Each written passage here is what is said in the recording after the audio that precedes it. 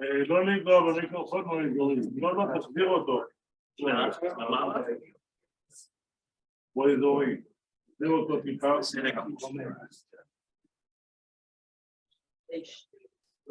משפחת לבני היקרה, גם פה בעולם וגם מרחקים, גבירותיי ורבותיי.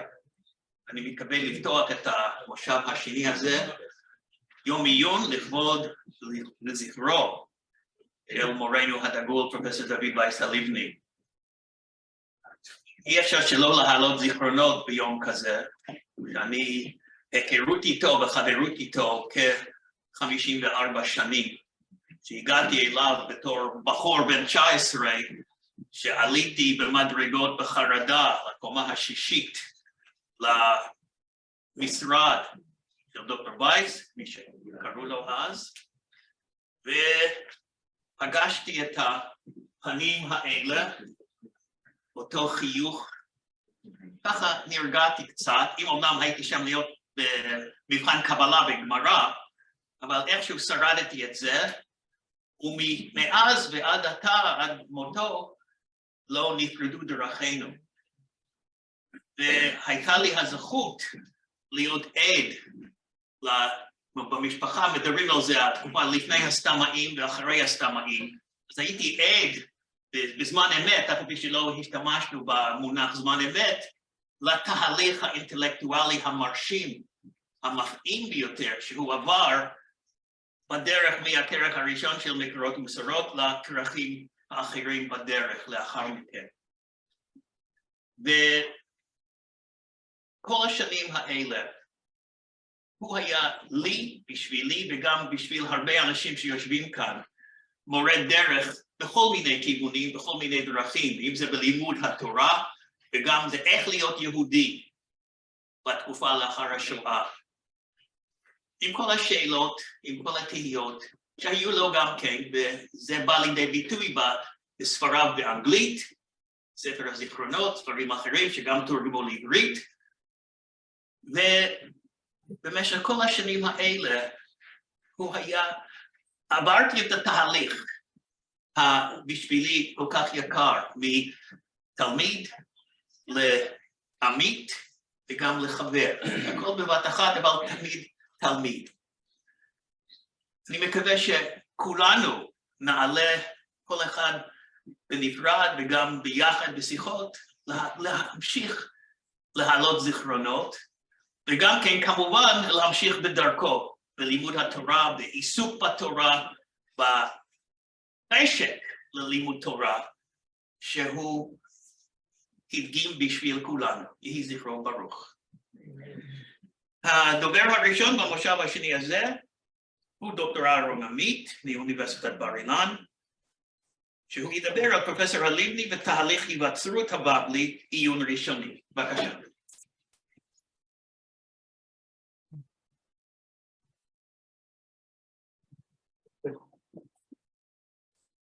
כל מי שהכיר את פרופסור הלבני זכרונו לברכה יודע שהוא היה ספר מהלך, פשוטו כמשמעו. פרופסור הלבני נהג לשאול אנשים איזה מסכת הם לומדים, ואחר כך איזה פרק, איזה דף, ואז הוא היה נכנס לפרטי הסוגיה כאילו הספר מונח לפניו. פרופסור הלבני היה מהלך ומהר, הוא היה הולך לספרייה הלאומית בירושלים כל בוקר, ויושב עד סוף היום במקום הקבוע שלו, עם הגמרא פתוחה, ודקדוקי סופרים מונח לצידה. ברוב הימים הוא לא היה כותב, אלא יושב ומתבונן בסוגיות. הכתיבה הייתה רק בערב, כאשר הוא הגיע הביתה. זכיתי פעמים רבות ללוות את פרופסור הלבני בהליכה בדרך, וכמו הבבלי שהוא כל כך אהב, פרופסור הלבני היה מבחין תוך כדי הליכה בין חומר אפודיקטי ושקלוותריה. את השקלוותריה פרופסור הלבני מסר תוך כדי הליכה, ואילו את החומר האפודיקטי פרופסור הלבני מסר מעומד, בעצירה מוחלטת. ולפעמים מצאתי את עצמי כמה פסיעות לפניו, ופרופסור הלבני עומד אחוריי ומוסר לי דבר אפודיקטי חשוב. הבחנה זו בין הריכוז בעיקר ובמה שצריך לזכור במדויק, לבין מה שדורש פחות ריכוז, היא חלק מתורת בבל הקדומה. במקור מספר 1 בתמסיר שלפניכם, בדברי שמואל מירושלמי ברכות אנו גורסים. רב חונה, רבי אורי, רבי יוסף בר יהודה בשם שמואל. צריך לקבל עליו מלכות שמיים מעומד. מה, אם היה יושב עומד? לא, אם היה מהלך עומד.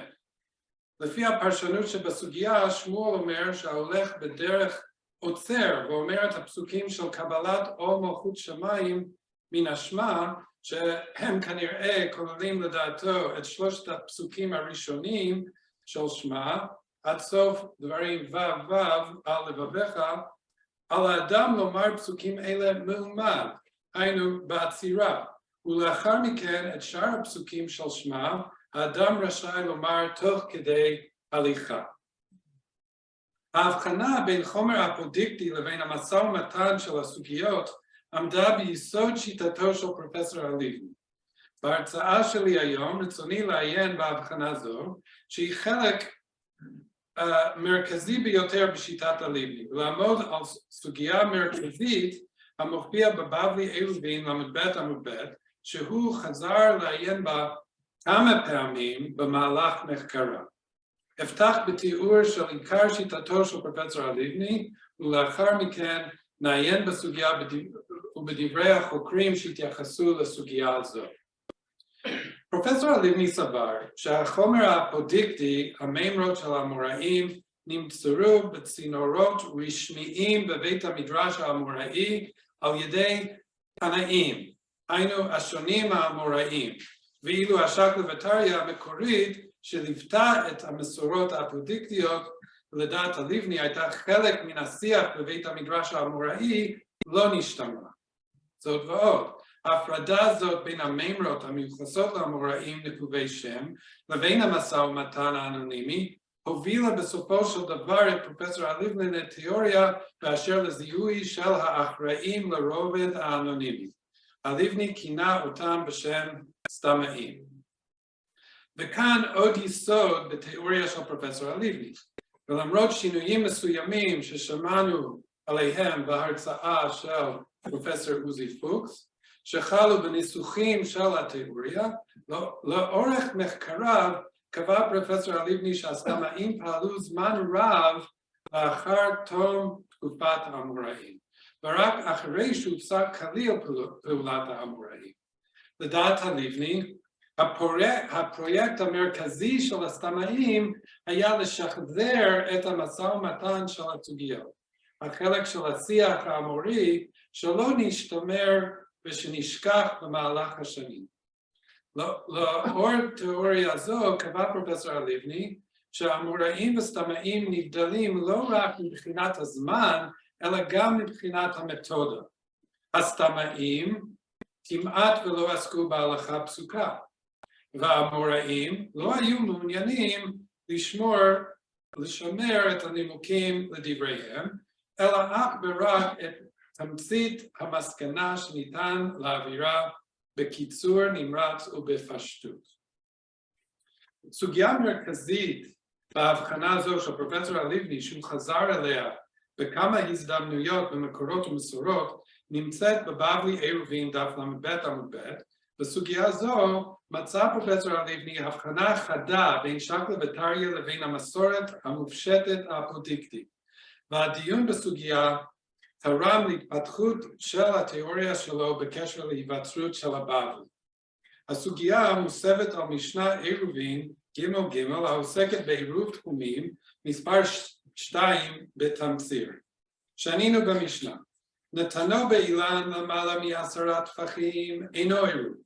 למטה מ10 טפחים הרי זה עירוב. נתנו בבור אפילו עמוק מהאמה הרי זה עירוב. לפי המשנה, אם אדם הניח את עירוב התחומים שלו באילן למעלה מ10 טפחים, אין עירובו עירוב. אך אם הוא הניח את העירוב למטה מ10, העירוב תקף. הסוגיה דנה בהבחנה זו בין למעלה מ10 ולמטה מ10. ומתארת קבוצה של האמוראים שישבו ודנו באוקימתא של המשנה. הסוגיה נמצאת במקור 3 בתמציר. ראש הסוגיה מובאת על פי דפוס וילנה, שהרי בחלק זה של הסוגיה הנוסח הוא יציב. המשך הסוגיה כוללת מספר לא מבוטל של חילופי נוסח, ולכן הבאתי חלק זה בטבלה בסמוך, ונדון בחילופים ופירוש הדברים בהמשך. בנוסף, בצד ימין סימנתי את חלקי הדיון בסדר א'-ב' כדי להקל על הדיון שלנו. נפתח בשיח האמוראים המתואר בראש הסוגיה חלק א'. יתיב רבי חייא בר אבא ורבי אסי ורבא בר נתן, ויתיב רב נחמן גבאי, וידווה וכאמרי, האילן דקאי היכה, אילמה דקאי ברשות היחיד, מה לי למעלה, מה לי למטה, רשות היחיד עולה עד לרקיע, ואלה דקאי ברשות הרבים, ומתכוון לשפוט היכה, אילמה דנתכוון לשפוט למעלה, הוא ועירובו במקום אחד הוא, אלא נתכוון לשפוט למטה, והכא משתמש באילן, לעולם דקאי ברשות הרבים, ונתכוון לשפוט למטה, ורבי היא, לאמר כל דבר שהוא משום שבות, לא גזרו עליו בין השמשות. 3 אמוראים, רבי חייא בר אבא, רבי אסי ורבא בר נתן, שהם כולם נחותי יושבים ודנים באוקימתא של משנת עירובין לפני רב נחמן. במשא ומתן מפורט הם באים לידי 3 מסקנות. א', האילן במשנתנו עומד ברשות הרבים ולא ברשות היחיד. שהרי אם האילן עומד ברשות היחיד, אין שום סיבה להבחין בין למעלה מ10 ולמטה מ10. רשות היחיד עולה עד לרקיע. ב', האדם מתכוון לשפוט למטה ולא בתוך האילן. וג', הסיבה שהמשנה קובעת שעירוב באילן הוא תקף, היא משום שהמשנה היא לפי שיטת רבי, הסובר שניתן להשתמש באילן בין השמשות, שעה שהעירוב קונה לו שביתה, שהרי לפי רבי, כל דבר שמשום שבות לא גזרו עליו בין השמשות.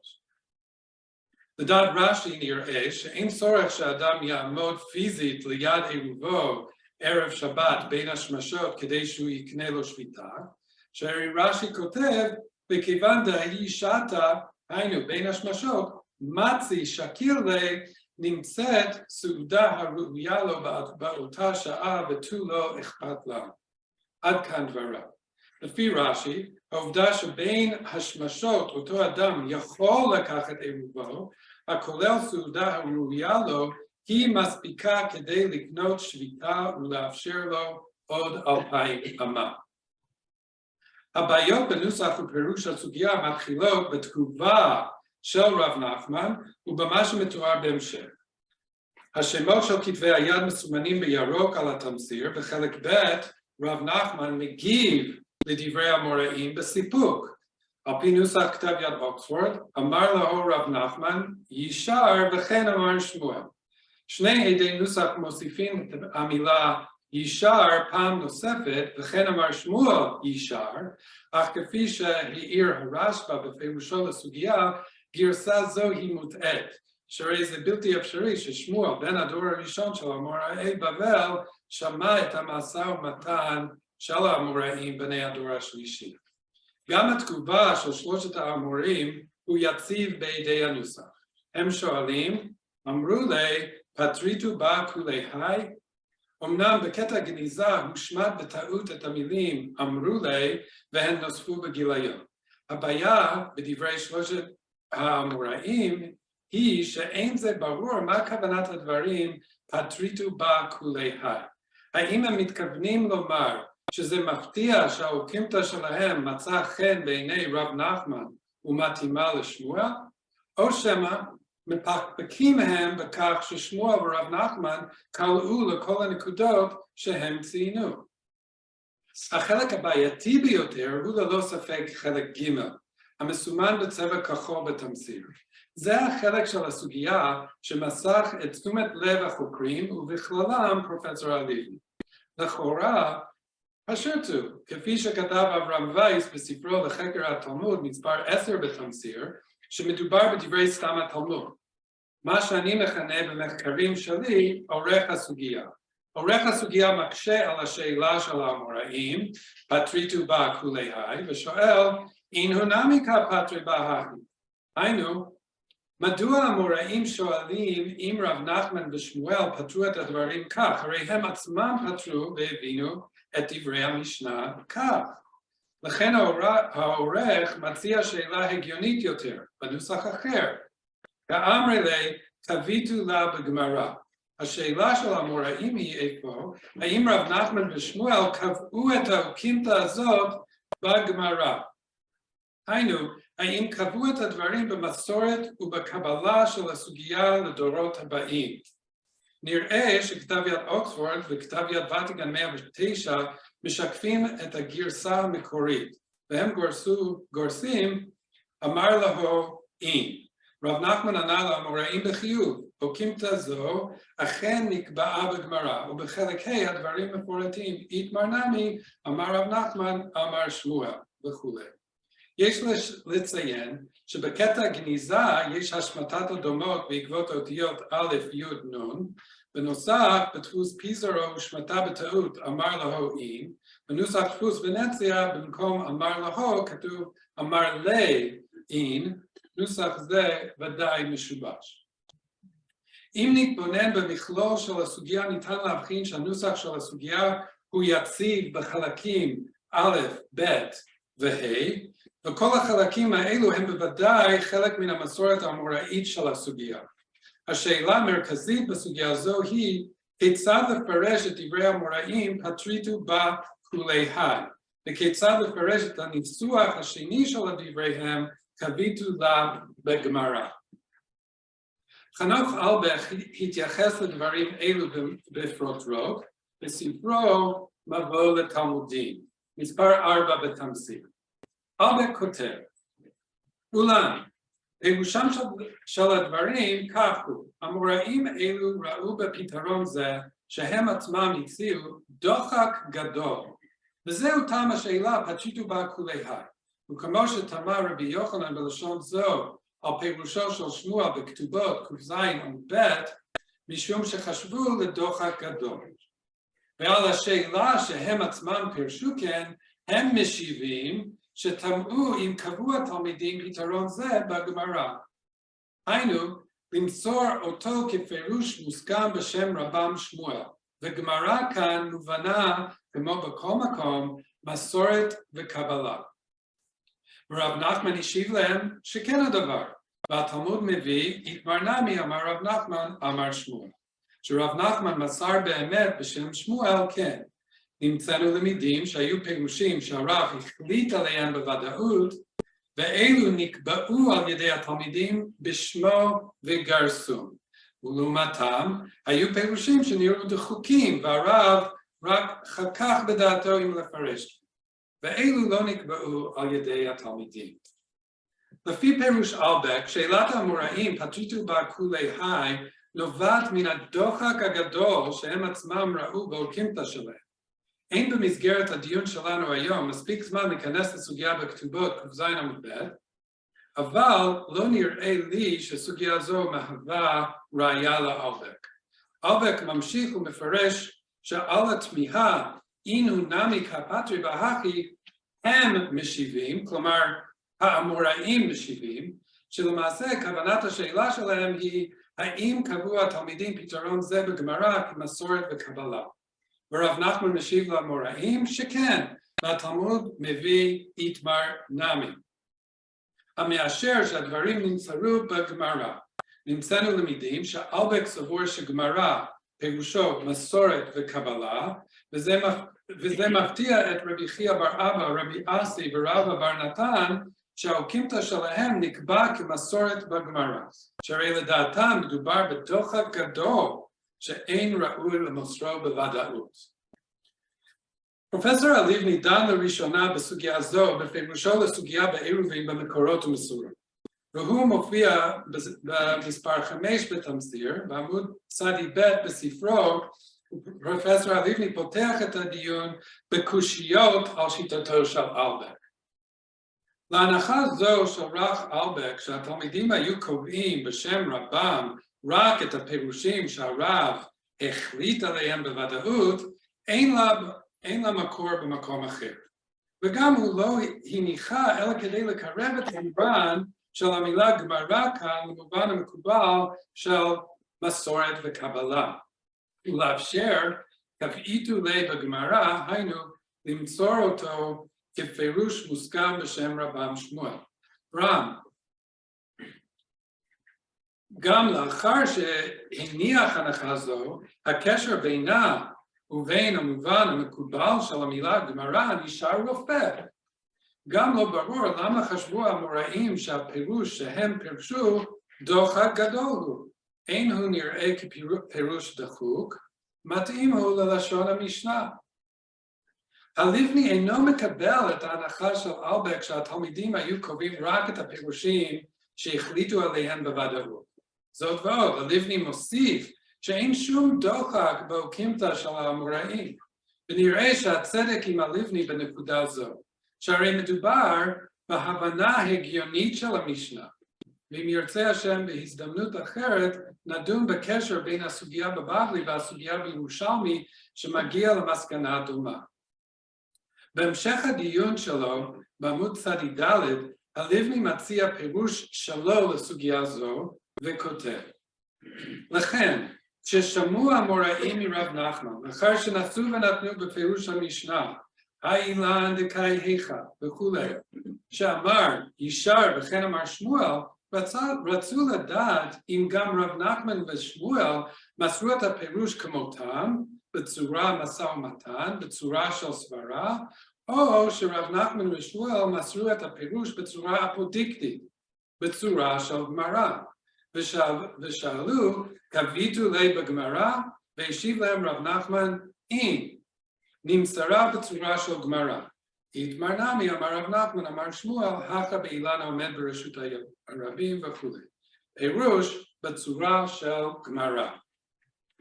לדעת הלבני, השאלה של המוראים לא נבעה מדוחק, אלא מרצון לדעת אם רב נחמן ושמואל מסרו את פירושם בצורה של מימרה אפודיקטי או כשקלא וטריא. לכן הם שאלו את רב נחמן אם הוא ושמואל קבעו אותו בגמרא, ורב נחמן השיב שכן, הדברים אכן נמסרו כגמרא, כמסורת וקבלה בצורה אפודיקטית, ולא כמשא ומתן. במבוא שלו למסכת בבית, פרופסור הלבני הרחיב על המודל שלו על ההיווצרות של הבבלי, ובדיון זה הוא חזר לסוגיה בעירובין כמה פעמים. במקור 6 בתמסיר, הלבני השתמש בסוגיה בעירובין כדי לחדד שהשקלא וטריא לא נשמרה בתקופת האמוראים. הוא כותב, המונח איתמר נמי מצטט רק את הפירוש ולא את הנימוק. מכאן שהנימוק, השקלא וטריא, לא נמסר בגמרא. הוא נשאר חקוק בזיכרונם של השומעים של אותו דור, אך במשך הזמן נשכח, והדורות הבאים לא הכירו. הרעיון הזה שהשקלא וטריא נשאר חקוק בזיכרונם, אבל לא נשמר, הוא מרכזי בתיאוריה של הלבני. שהרי לדעתו היו שרידים של משא ומתן, והסתמאים לעתים השתמשו באותם שרידים כדי לשחזר את השקלא וטריא המקורית. העמדה של הלבני שהפרויקט של הסתמאים היה לשחזר משא ומתן זה, הוא חשוב משום שהוא שונה לגמרי מן המודל שעורכי הסוגיה לעתים שכללו, פיתחו דיונים תיאורטיים במגמתיות כדי להעלות על הדעת ריבוי אפשרויות. הלבני המשיך לדון בסוגיה זו בהמשך דבריו, במקור 7 בתמסיר. הוא כותב, הגישה המסורתית טוענת שהשקלא וטריא היא פעולת האמוראים, והיא נמסרה על ידי המוראים בצינורות המקובלים.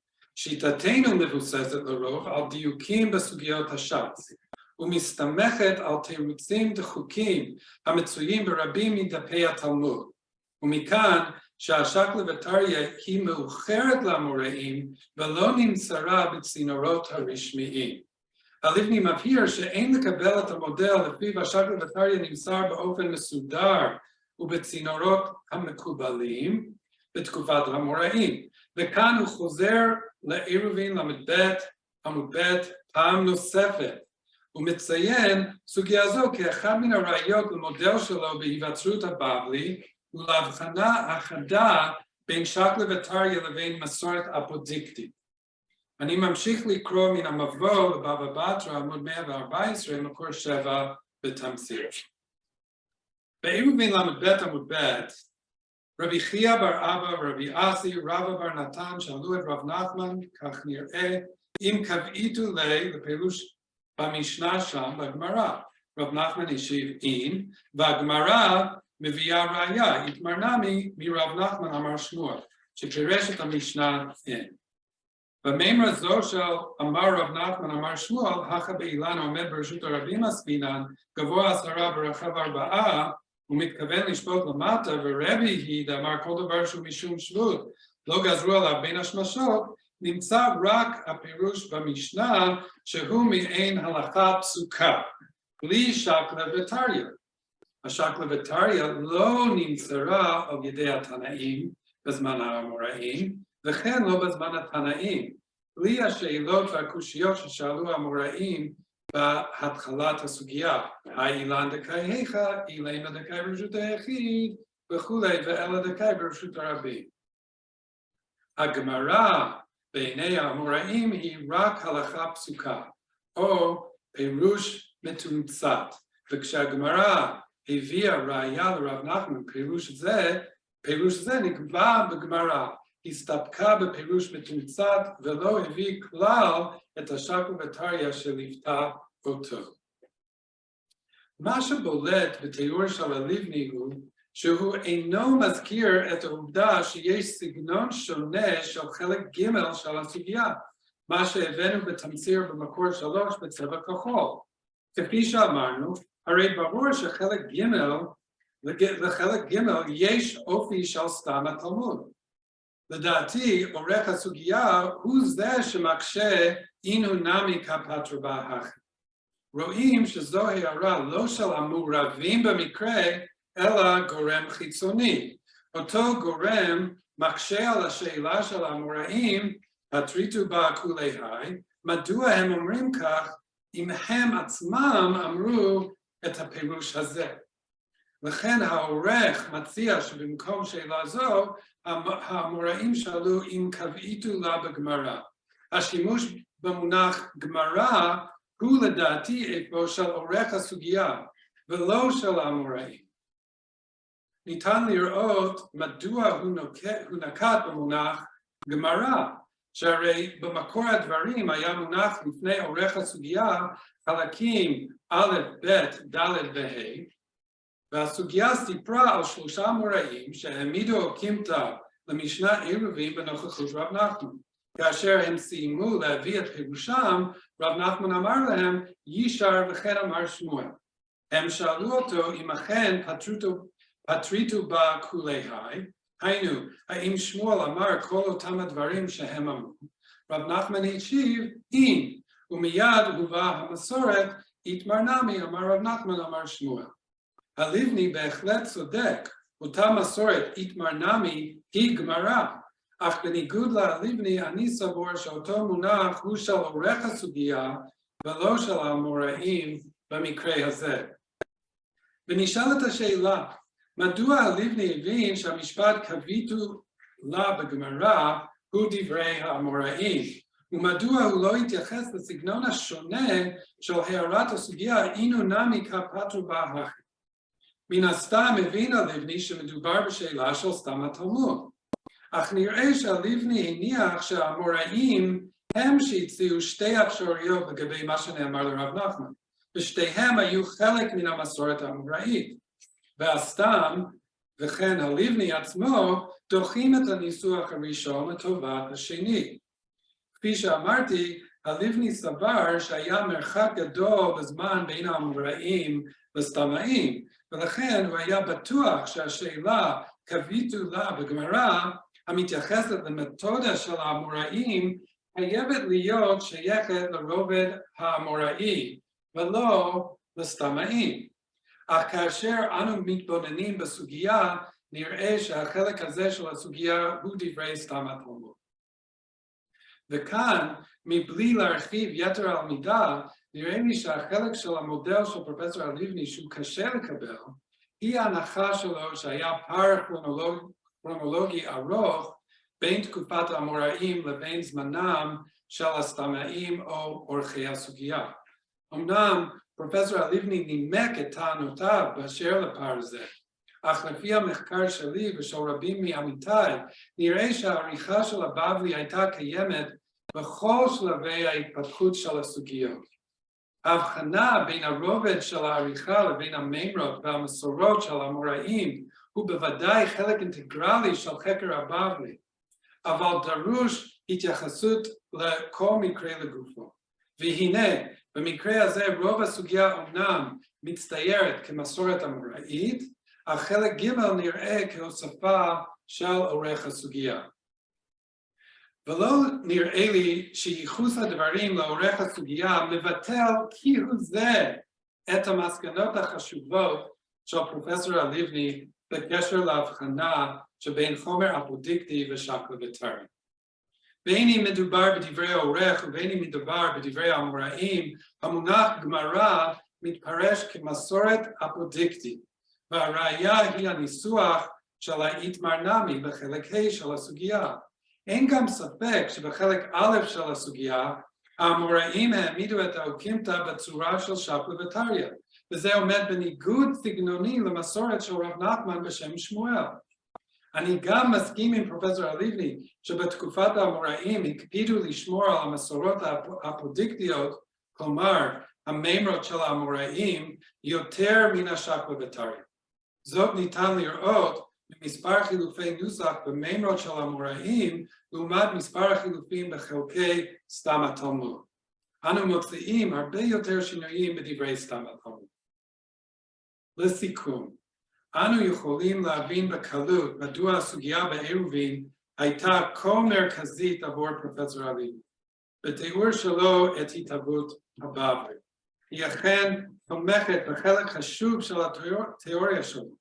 פרופסור הלבני עודד אותי שוב ושוב לכתוב על התיאוריות שלו ואמר לי בכן, אתה גם יכול לחלוק עליי. אין ספק שבספריו המונומנטליים של פרופסור הלבני ניתן למצוא מודל שנקבע על ידי מורה דרך מצוין ודוגמה אישית, בבואנו להמשיך ולשכלל את הבנתנו באשר לדרכי ההיווצרות של התלמוד הבבלי. תודה.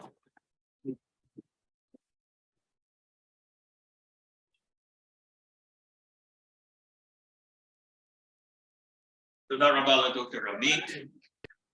הדובר השני, דוקטור יואל קרצ'מר רזיאל, מהמכללה האקדמית אחווה, והוא ידבר על הנושא אנונימיות וסמכות מהרמב"ם להלבני ובחזרה. בבקשה.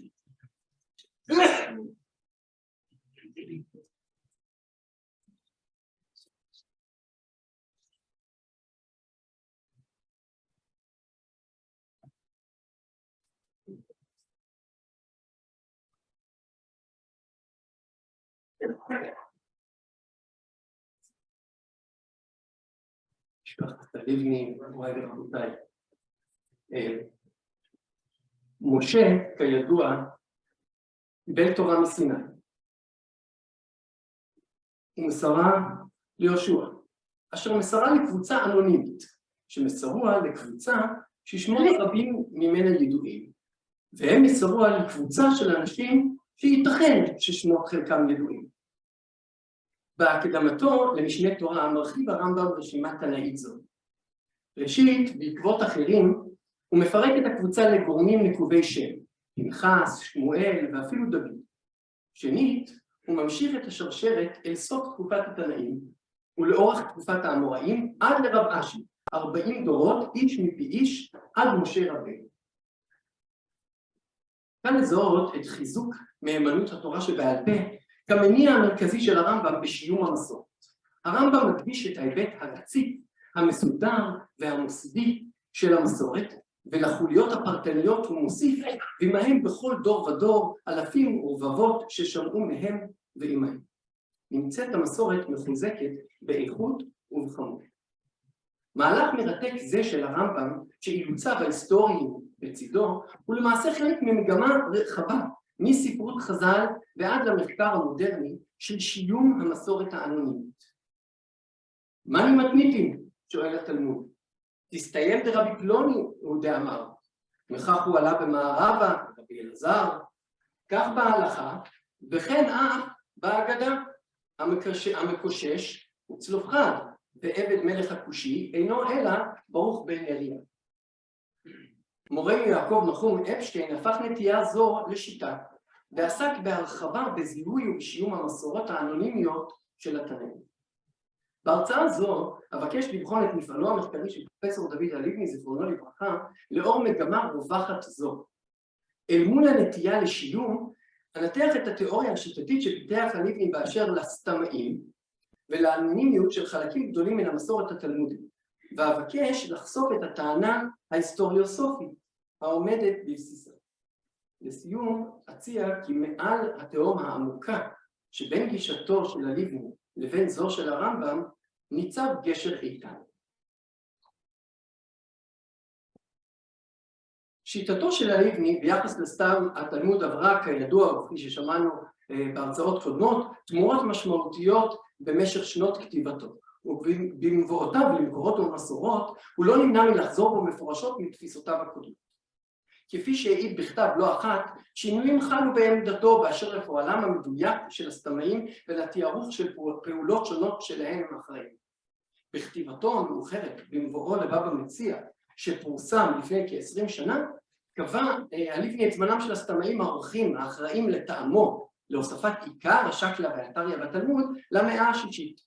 כעבור כמה שנים, במבואו לבבא בתרא, האריך הלבני את תקופת הסתמאים וקבע שהיא נמשכה מהמאה השישית ועד המאה השמינית. אם כך, הסתמאים פעלו במשך כ-200 שנים, עד לראשית הכתיבה הפרסונלית של הגאונים. יתר על כן, הלבני נחרץ באשר לחוסר הזהות שבין הסתמאים ובין הסבוראים.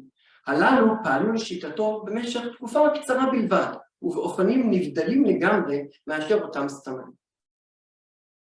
גישה זו זוקקת הסבר. ברמה הלוגית, זוהי מסקנתו של הלבני מעיון בסוגיות התלמוד. הפערים בהבנת דברי האמוראים, הקשיים הפנימיים בתוך סוגיות שידיים חלו בהן לכאורה, כמו גם ההבדלים בסגנון ובדרכי החשיבה בין החלקים המשוימים בתלמוד ובין החלקים שאינם משוימים. אלה מוסברים לדידו בצורה המיטבית על ידי תיאוריית הסתם המאוחר, שפעולתו נפרסת על גבי תקופה ארוכה. בד בבד, תופעות אלה מעלות לשיטת הלבני כי בימי האמוראים, השקלא והתריא וטעמי המאורות לא נמסרו באופן מסודר כפי שזה עתה שמענו, וכי מפעלם של הסתמאים הוא במידה רבה ניסיון לשחזור המסורת שעבדה. במקומות אחרים עסקתי בעקבות גדולים ממני בתקפות הפילולוגית של עסקים אלה. כאן ברצוני לעסוק בהבנת היסודות ההיסטוריוסופיים של השיטה הזאת.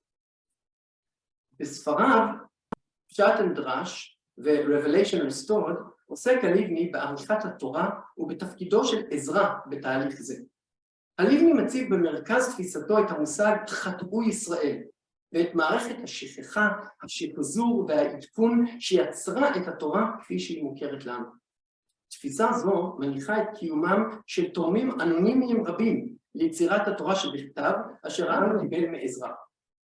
בכך מתמודד הלבני עם הסתירות הפנימיות בתורה, מבלי להתכחש לאלוהיותה של המסורת ולמעמד הר סיני.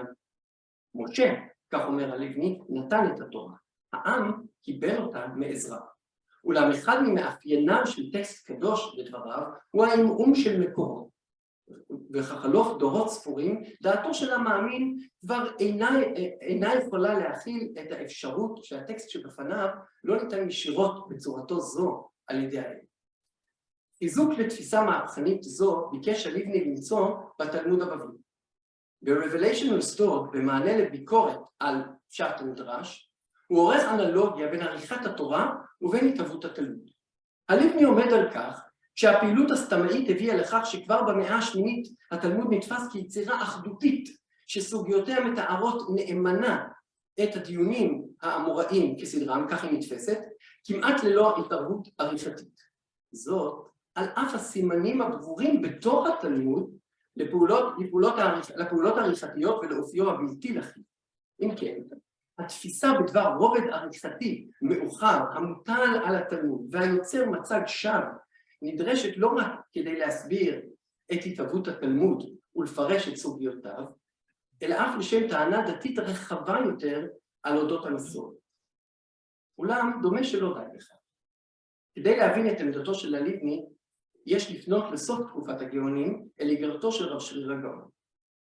רבות נאמר לגבי תפיסתו של רב שרירא את התהוות התלמוד, את חתימתו ואת תרומתם של הסבוראים ליצירה זו. התפתחות התלמוד דרה בתר דרה, הרציפות בין האמוראים לגאונים, נזילות החתימה של התלמוד, המשך הפעילות לאחר סוף הוראה, ואולי אף העמימות באשר למיקומו של סוף הוראה על הציר הכרונולוגי, חברו לנרטיב המשרת היטב את ביסוס סמכותם של גאוני בבל וגאוני פומפדיטה בפרט, כממשיכי דרכם של האמוראים. לרב שרירא יש עניין בשיום המסורת ובתיארוכה המדויק, כדי לחזק את השרשרת ואת סמכות הגאונים. בתוך כך נודעת חשיבות מיוחדת לשיום הסבוראים. רב שרירא, כמו בעל סדר תנאים והאמוראים לפניו, מונה את שמותיהם של הסבוראים, וביניהם ועינה ורב סימונה, רב יוסף ורב חומי, רב החיים מביחתים ורב רבי מרוב. האחרון מספר לנו רב שרירא, אמרינן דגאון, כלומר, חוליית קישור לתקופה הבאה. זיהוי הקבוצה האמורפית עם חכמים אלה, אשר נראה שחלקם לפחות הופיעו בנוסח התלמוד של הגאונים ושל רבינו חננאל, מאפשר לרב שרירא להציג מסורת רציפה כמעט ומשוימת מימות התנאים והאמוראים ועד גאוני בבל. יחד עם זאת, מהלך זה מציג את התלמוד על אף סוף הוראה, כיצירה שתהליך התהוותה נמשך עד המאה השישית, אף שלכאורה כבר הסתתם תלמודה. המהלך של רב שרירא יכול היה לכאורה לספק פתרון לשאלת סתם התלמוד. הלבני מתעמת עם סברתם של חוקרים אחרים, אשר ראו בסבוראים את האחראים לחלקים האנונימיים של התלמוד. בכל אחד ממבואותיו הוא עדכן את גישתו באשר ליחסים הכרונולוגיים שבין הסבוראים ובין הסתמאים. הצד השווה שביניהם הוא בדחייה מוחלטת של זיהוי בין שתי קבוצות אלה. דחייה זו זוקקת הנהרה. הלבני עצמו מספק לנו הסבר, הקשור בהערכתו למשך הזמן שנדרש ליצירת הרובד הסתמי של התלמוד כפי שהוא לפנינו. גישתו הרואה בשקלא וטריא של התלמוד, ניסיון שחזור של חומרים קדומים שיש בו מרכיבים של אי-הבנה ופירוש מחדש, המושפעים בין השאר מתהליכי סידור, העברה והצבה מחודשת, מחייבת לטעמו של הלבני משך זמן של כמה וכמה דורות. אך מעבר לכך, דומה שלדחיית הזיהוי בין הסבוראים ובין הסתמאים יש תפקיד נוסף. לשיטת הלבני קיים יתרון מובנה דווקא בהצבעה על חוסר הרצף במסורת. במקום שבו מבקש רב שרירא לקשור חבלי רציפות, הלבני חותר לפורמם, ושניהם כיוונו להגן על המסורת. רב שרירא מבקש לראות במסורת הגאונים צאצא חוקי יחיד של התלמוד. הלבני מבקש לאתר את המקורות שקדמו לשכחה ולחלץ אותם ללא פגע מתוך אי הסדר וחוסר הקוהרנטיות שפשו במסורת. לצורך כך הכרחי לראות ביוצרי השקלא וטריא התלמודי חכמים אלמונים אשר אינם חלק מרצף המסורת. מתוך מבואותיו למקורות ומסורות ומניתוחות סוגיות התלמוד ניכר כי הלבני מעוניין לקלף את פעולות הפרשנות, הניסוח מחדש, העברה והסידור מעל התלמוד שבפנינו, ובכך להגיע לא רק אל תורתם המקורית של האמוראים, אלא אף לחשוף את אופייה של המקורות התלמודיים הקדומים. הלבני, כפי שהוא שב ומצהיר, מבקש בכך להתמודד עם קושיות הראשונים על הסוגיות, ובמובלע להתמודד עם התרעומת, שלא לומר טינה, כלפי התלמוד עצמו. מהלך זה דומה מאוד למהלך התיאולוגי-היסטורי שביקש הלבני לכונן ביחס לתורה שבכתב. בשני ספריו הנזכרים וביתר שאת בשני, חותר הלבני להדגים כי התורה שבכתב, כפי שאנו מכירים אותה, וכפי שהוא קראה לעם בידי עזרא, אינה זהה לתורת משה. התורה שקיבל משה בסיני, באוהל מועד ובערבות מואב, עברה תלאות של מסירה בלתי מדויקת בשנות אי הסדר הדתי והחברתי של בית ראשון. חוקים מצומצמים עמלו לשמר את התורה בתקופה זו, בהצלחה חלקית. עזרא קיבל ספר מסורות שונות ויצר למעשה את התורה שבכתב. הלבני דוחה מפורשות את האפשרות שתורת משה התאבתה במהלך התקופה הקצרה של גלות בבל, וטוען שהתהליך שהביא את המסורות למצב שבו הם נמצאים היום, בימי עזרא, חייב היה להיות ארוך בהרבה. עזרא לשיטתו יצר גם את ראשית המסורת המדרשית, שנועדה ליישר את אותן מסורות שהתאבדו, ולעקוף את פשטו של הטקסט המקראי שהתקבל בדרך אל שחזור תורת משה שעמדה ביסודו. מבט אל שני מפעלים תרבותיים אלה, התורה שבכתב והתלמוד הבבלי, מאפשר להלבני לטעון טענה עקרונית באשר למסורת. זו, לאורך הדורות, מתאפיינת בדרכי מסירה רשמיות וצדדיות, במסירה ובשכחה, בשחזור ובחידוש, בטעות ובפרשנות, בפער בין מובנו הפשוט של הטקסט שלפנינו ובין כוונתו המקורית של הדובר. משכך, חשיפת המסורת הראשונית והשינויים שעברה לא נועדה לפרק את המסורת שנוצרה או להשיב ימים כקדם. הרצף והשבר הם מאפיינים יסודיים של התורה, בעבר ובמובלע אף כיום. עמדה זו ממקמת את הלבני במקום מעניין על הציר שבין קידוש העבר הקדום ובין קידוש המסורת ההלכתית של ההווה. מחד גיסא, עמדה זו מערערת במידת מה על ההלכה שהתהוותה מן התלמוד, ובה בעת היא מעניקה לה לגיטימציה, אף אם לא קדושה. דומה כי הלבני מזדהה עם נקודת המוצא של המסורת התנאית והאמוראית, אך על אף התהליך הפתלתל או רצוף הטעויות של מסורת ההלכה, הוא מזדהה אף עם התוצר הסופי. אולם ערכה של זו וערכה של זו אינן מוחלטות. האנונימיות מהווה פה מרכיב חשוב בהגדרת הדינמיקה של המסורת, ובאפיון היווצרות התלמוד כדינמיקה חוזרת. עמדה זו מנוגדת ניגוד חריף, לא רק לרב שריר הגאון, כפי שציין הלבני בעצמו, אלא אף לרמב"ם שבו פתחתי.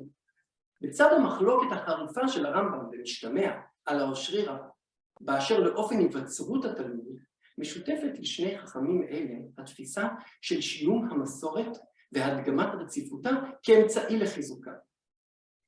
שילום המסורת מהווה אבן יסוד במהלך שהציע הרמב"ם לביסוס המסורת וסמכותה לא רק בהקדמה למשנה תורה, אלא אף בהקדמה למשנה. דבקות בעיקרון זה מסבירה כמו כן את הצורך להציג את רבי יוחנן כמחבר התלמוד הירושלמי, על אף הקושי ההיסטורי שספק אם נעלם מעיני הרמב"ם. הרמב"ם מציג אף את יתר החיבורים ההלכתיים של התנאים כמחוברים על ידי מחבר ידוע ניקוב שם. מהלך זה משתלב היטב עם התפיסה הסמכותית של יצירת ההלכה, המתוארת בהקדמה למשנה תורה. הרמב"ם שב ומתאים כי הפירושים, התקנות, המשפטים שדנו בי"ג מידות, נתחדשו כולן בבית דין. התלמוד בעיני הרמב"ם אינו אפוא מצבור של עבודות ודיונים מבתי המדרש, אלא איסוף שיטתי של קביעות נורמטיביות של מוסדות מוסמכים על ידי גורם מרכז רב אשי. אלא שהקורא בהקדמתו המונומנטלית של הרמב"ם אינו יכול שלא להיות מופתע כאשר הרמב"ם צולח את דורם של רבינה ורב אשי ופותח בתיאור הדורות הבאים. נמצא רבינה ורב אשי וחבריהם, סוף גדולי חכמי ישראל המעתיקים תורה שבעל פה ושגזרו גזרות והתקינו התקנות והנהיגו מנהגות ופשטה גזירתם ותקנתם ומנהגותם בכל ישראל בכל מקומות מושבותיהם. נדייק, הרמב"ם עושה כאן בשני יסודות, יסוד המסורת ויסוד החקיקה.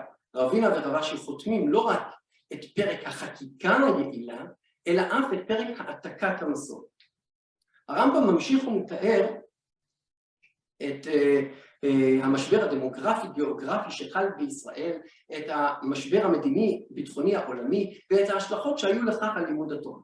תודעת המשבר מאפשרת לרמב"ם ליצור חיץ ברור בין 40 הדורות שממשה ועד רש"י, ובין כל מה שאירע בעולם התורה לאחר מכן. שיאו של מהלך זה מצוי במשפט חתרני שטמן הרמב"ם בהמשך דבריו. וכל החכמים שעמדו אחר חיבור הגמרא ובנו בו ויצא להם שם בחוכמתם, הם הנקראים גאונים. ומיד מבהיר כי כוונתו לכל אלה הגאונים שעמדו בארץ ישראל ובארץ שנער ובספרד ובצרפת. כפי שכבר הראו אחרים, במשפט אחד קעקע הרמב"ם את סמכותם הבלעדית של גאוני בבל. אך מנקודה זו בהקדמה משתנה גם אופיו של הנרטיב.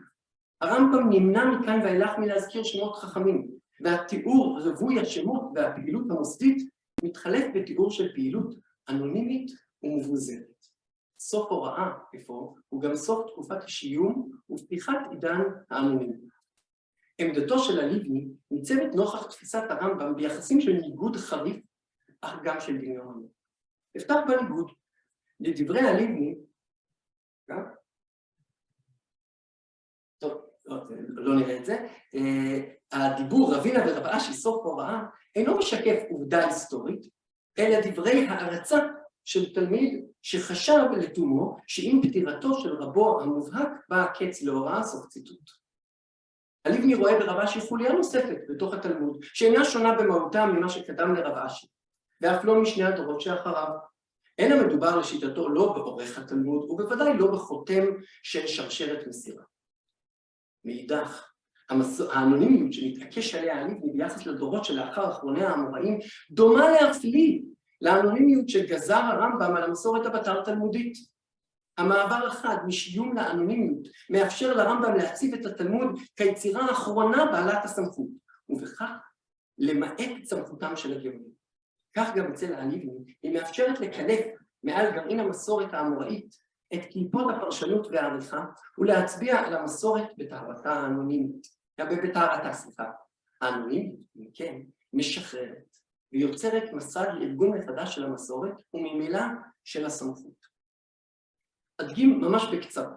בסוגיה מפורסמת במסכת בבא קמא קובע רב אשי כי הדין התנאי שממנו עולה לכאורה כי הכלל דינא דמלכותא דינא אינו תקף ביחס למוחסים נשנה במוחס גוי. זאת בניגוד לעמדות האמוראים הקודמים אשר העמידו את המקורות במוחסים מושחתים מסוגים שונים ללא הבחנה אתנית. אל דברי רב אשי נסמכת ברייתא המעניקה לגיטימציה לאפליה בוטה כנגד נוכרים בבית הדין ומכאן מתגלגלת סוגיית גזל הגוי. הלבני נוקט בסוגיה זו שני צעדים משמעותיים. ראשית, הוא מצמצם את דברי רב אשי לאחד משלושת המקורות התנאיים שהובאו בתלמוד. משתמע כי במצבים המופיעים בשני המקורות האחרים, אף רב אשי לא יתיר להונות את המוחס שאינו בן דין. שנית, הלבני קובע כי הצמדת הברייתא לדברי רב אשי משל סתם התלמוד, ואף מציע להישען על הגרסה תניא ולא דתניא, כדי לנתק בין הדבקים.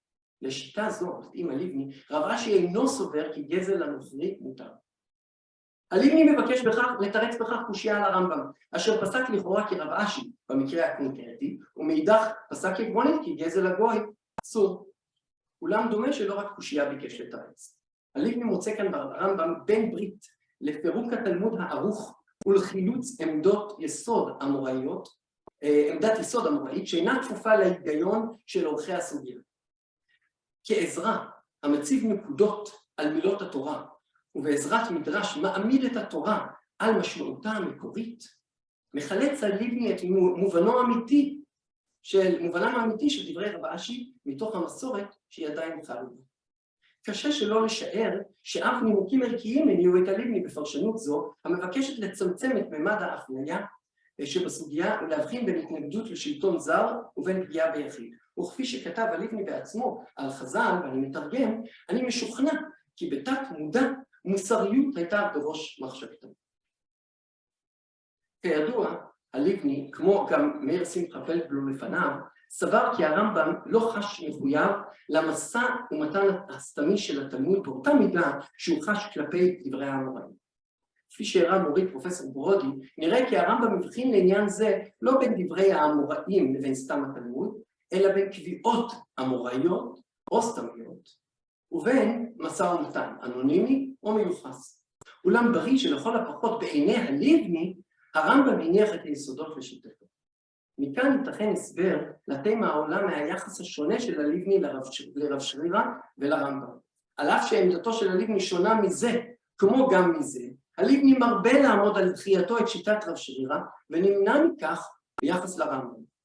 על אף השוני העקרוני כל כך בין הלבני ובין הרמב"ם בתפיסת ההתהוות של התלמוד, הלבני, כך אני מבקש להציע, זיהה את עומק שיטתו של הרמב"ם במתן מקום לאנונימיות בתוך ההיסטוריה של המסורת.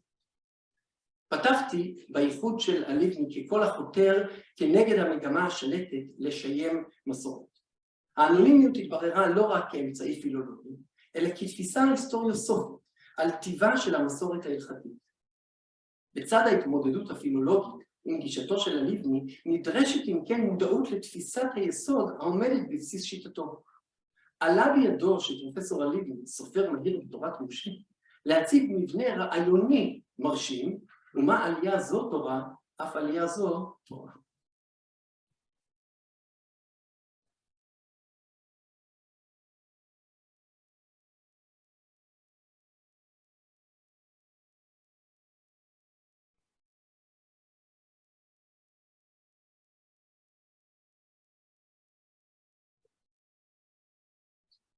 והדובר השלישי, דוברת השלישית, דוקטור איילת הוקמן ליבזון, רייכמן, שתדבר על עיון נוסף בסוגיית גדול כבוד הבריות.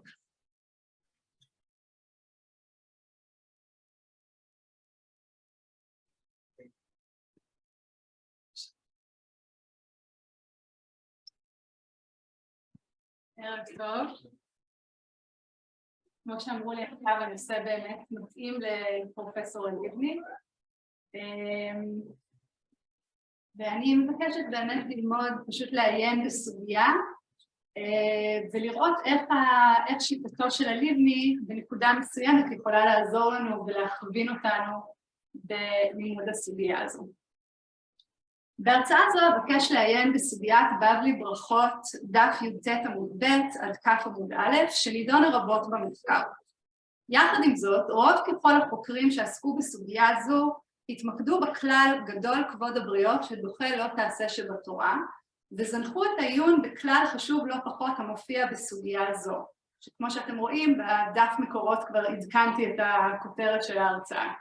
הכלל מתבסס על הפסוק ממשלי, אין חוכמה ואין תבונה ואין עצה לנגד השם, ומסיק מתוכו כי כל מקום שיש חילול השם, אין חולקים כבוד לרב.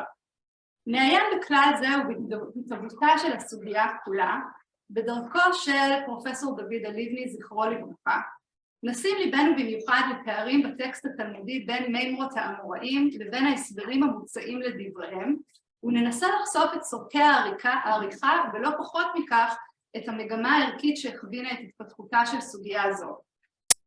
הסוגיה מורכבת מממרת פתיחה ו5 חוליות הסותרות לכאורה ממרה זו, ולפיכך דורשות תירוץ. חוליית הפתיחה מציגה את הממרה הבאה. אמר רב יהודה אמר רב, המוצא כליים בבגדו, פושטו אפילו בשוק. שנאמר אין חוכמה ואין תבונה ואין עצה לנגד השם, כל מקום שיש חילול השם, אין חולקים כבוד לרב. מימרת רב פותחת את הסוגיה בניסוח קזואיסטי לגבי אדם המוצא כליים בבגדו, אך מתוך דבריו ניתן להסיק עיקרון רחב יותר, הקובע כי הציות לציווי התורה גובר על הבושה הטבעית שבהסרת הבגד, ולפיכך אדם המגלה כליים בבגדו צריך לפשוט אותו מיד, אפילו אם הוא נמצא בשוק ופשיטת הבגד תגרום לביזיון ופגיעה בכבודו.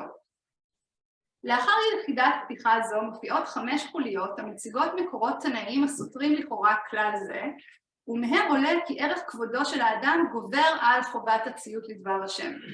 באמצעות התירוץ, כל אחת מן המימרות מוגבלת למקרה מסוים או לתחום הלכתי מסוים, וכך מבחינה פורמלית נראה שעמדת הפתיחה של הסוגיה, אין חוכמה ואין תבונה ואין עצה לנגד השם, נשמרת.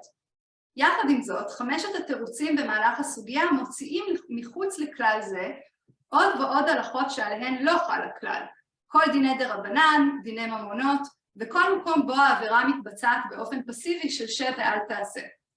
אם כן, הסוגיה מתפתחת לכיוון של צמצום הכלל, אין חוכמה ואין תבונה ואין עצה לנגד השם, והולכת ומבססת את הכלל שגדול כבוד הבריות שדוחה לא תעשה שבתורה.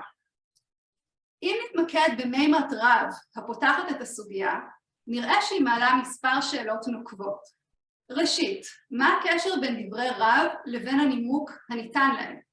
הלכת רב קובעת כי איסור לבישת כליים חל על האדם, אפילו אם הוא מוצא את הכליים בבגדו במקום ציבורי כגון השוק. דהיינו, קיום מצוות ובאופן ספציפי יותר, לכל הפחות ההישמעות ללאו דאורייתא, גוברת על הבושה הטבעית של האדם, ולכן עליו להסיר את בגדו אפילו במקום ציבורי. בפרשנות מסוימת, אך לא דווקנית, של הפסוק ממשלי, ניתן להבין כיצד הוא תומך בדברי רב. האל הוא המצווה, וכדי לקיים את מצוותיו אין אפשרות להתחכם או להתבונן או לעוץ עצה. אך המשכה של המימרה, כל מקום שיש חילול השם אין חולקים כבוד לרב, איננה מובנת כלל בהקשר הזה. ראשית, איזה חילול השם יש בכך שאדם מוצא כליים בבגדו וממשיך ללבשם? רק האדם הלובש כליים מודע לכך שבבגדו יש שילוב של צמר ופשתן, בעוד שבספרות חז"ל בכללה לחילול השם נדרש ציבור המשקיף על האירוע או המודע לאירוע, כפי שעולה ממקורות רבים. שנית, מה משמעות הביטוי אין חולקים כבוד לרב? אפשרות אחת היא כי מדובר כאן על רב ממש, דמות בעל סמכות רבנית, ואם כך לא ברור כיצד קשור כבוד לרב למי שמוצא כליים בבגדו בשוק. אם כך, ייתכן שעלינו לפרש את הביטוי רב במובן של אדם חשוב, ולפרש את הביטוי כולו בצורה חופשית יותר. דהיינו, כל מקום שיש חילול השם, אין חולקים כבוד אפילו לאדם חשוב, קל וחומר שאין חולקים כבוד לאדם פשוט. פירוש זה מתקשר היטב להמשכה של הסוגיה העוסקת בכבוד הבריות. מהמשכה של הסוגיה מתברר כי הסוגיה מעוניינת להעמיד את המימרה של רב ואת הסברה בתוך ההקשר של כבוד הבריות, ואם כך היא מנצלת את המימרה של רב כדי להדגים את העיקרון שכבוד הבריות איננו גובר על מצוות דאורייתא, ובכך מסבירה את המימרה של רב שאדם צריך לפשוט את בגדיו בשוק ולבזות בכך את עצמו. יחד עם זאת, התבוננות במימרה ובפירושה מבהירה היטב את הפער שביניהם ואת הצורך להידחק כדי לפרש את הקשר שביניהם. פער זה בין דברי המורה לבין ההסבר הניתן לדבריו הוא שהתחיל את מסעו של פרופסור הלבני בניסיון להתחקות אחר אבני הבניין של התלמוד כפי שהוא לפנינו, ובפער זה ברצוני להתמקד בדבריי. יתרה מזו, בחלק מכתבי היד במקום המילה שנאמר, כפי שהיא לפניכם, מופיע ביטוי מאי תמה. ביטוי שהלבני התאים כי לעתים קרובות משמש כתמרור, המעיד על תפר בין מקורות שונים בסוגיה. לעתים הנימוק הניתן למימרה המוראית גם הוא המוראי, אך לעתים קרובות הנימוק סתמאי או מאוחר. במקרה הזה הנימוק מופיע גם הוא בעברית, על כן קשה להכריע על פי הלשון האם הוא המוראי או סתמאי, אך ייתכן שעיון מעמיק יותר במבנה הסוגיה יציע פתרון לשאלה זו. שאלתנו אם כן היא כיצד נוצר ההסבר לדברי רב וכיצד התגלגל לסוגיה זו. כדי להתחיל לענות על שאלה זו ראוי להתחקות אחר החיבור של הפסוק עם המימרה כל מקום שיש חילול השם אין חולקים כבוד לרב.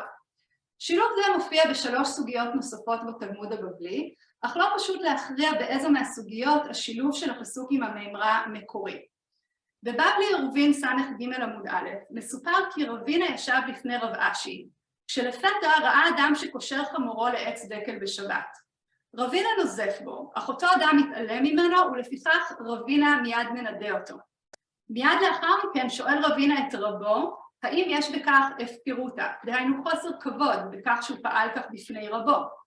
על כך משיב לו רב אשי, אין חוכמה ואין תבונה ואין עצה לנגד השם, כל מקום שיש בו חילול השם אין חולקים כבוד לרב.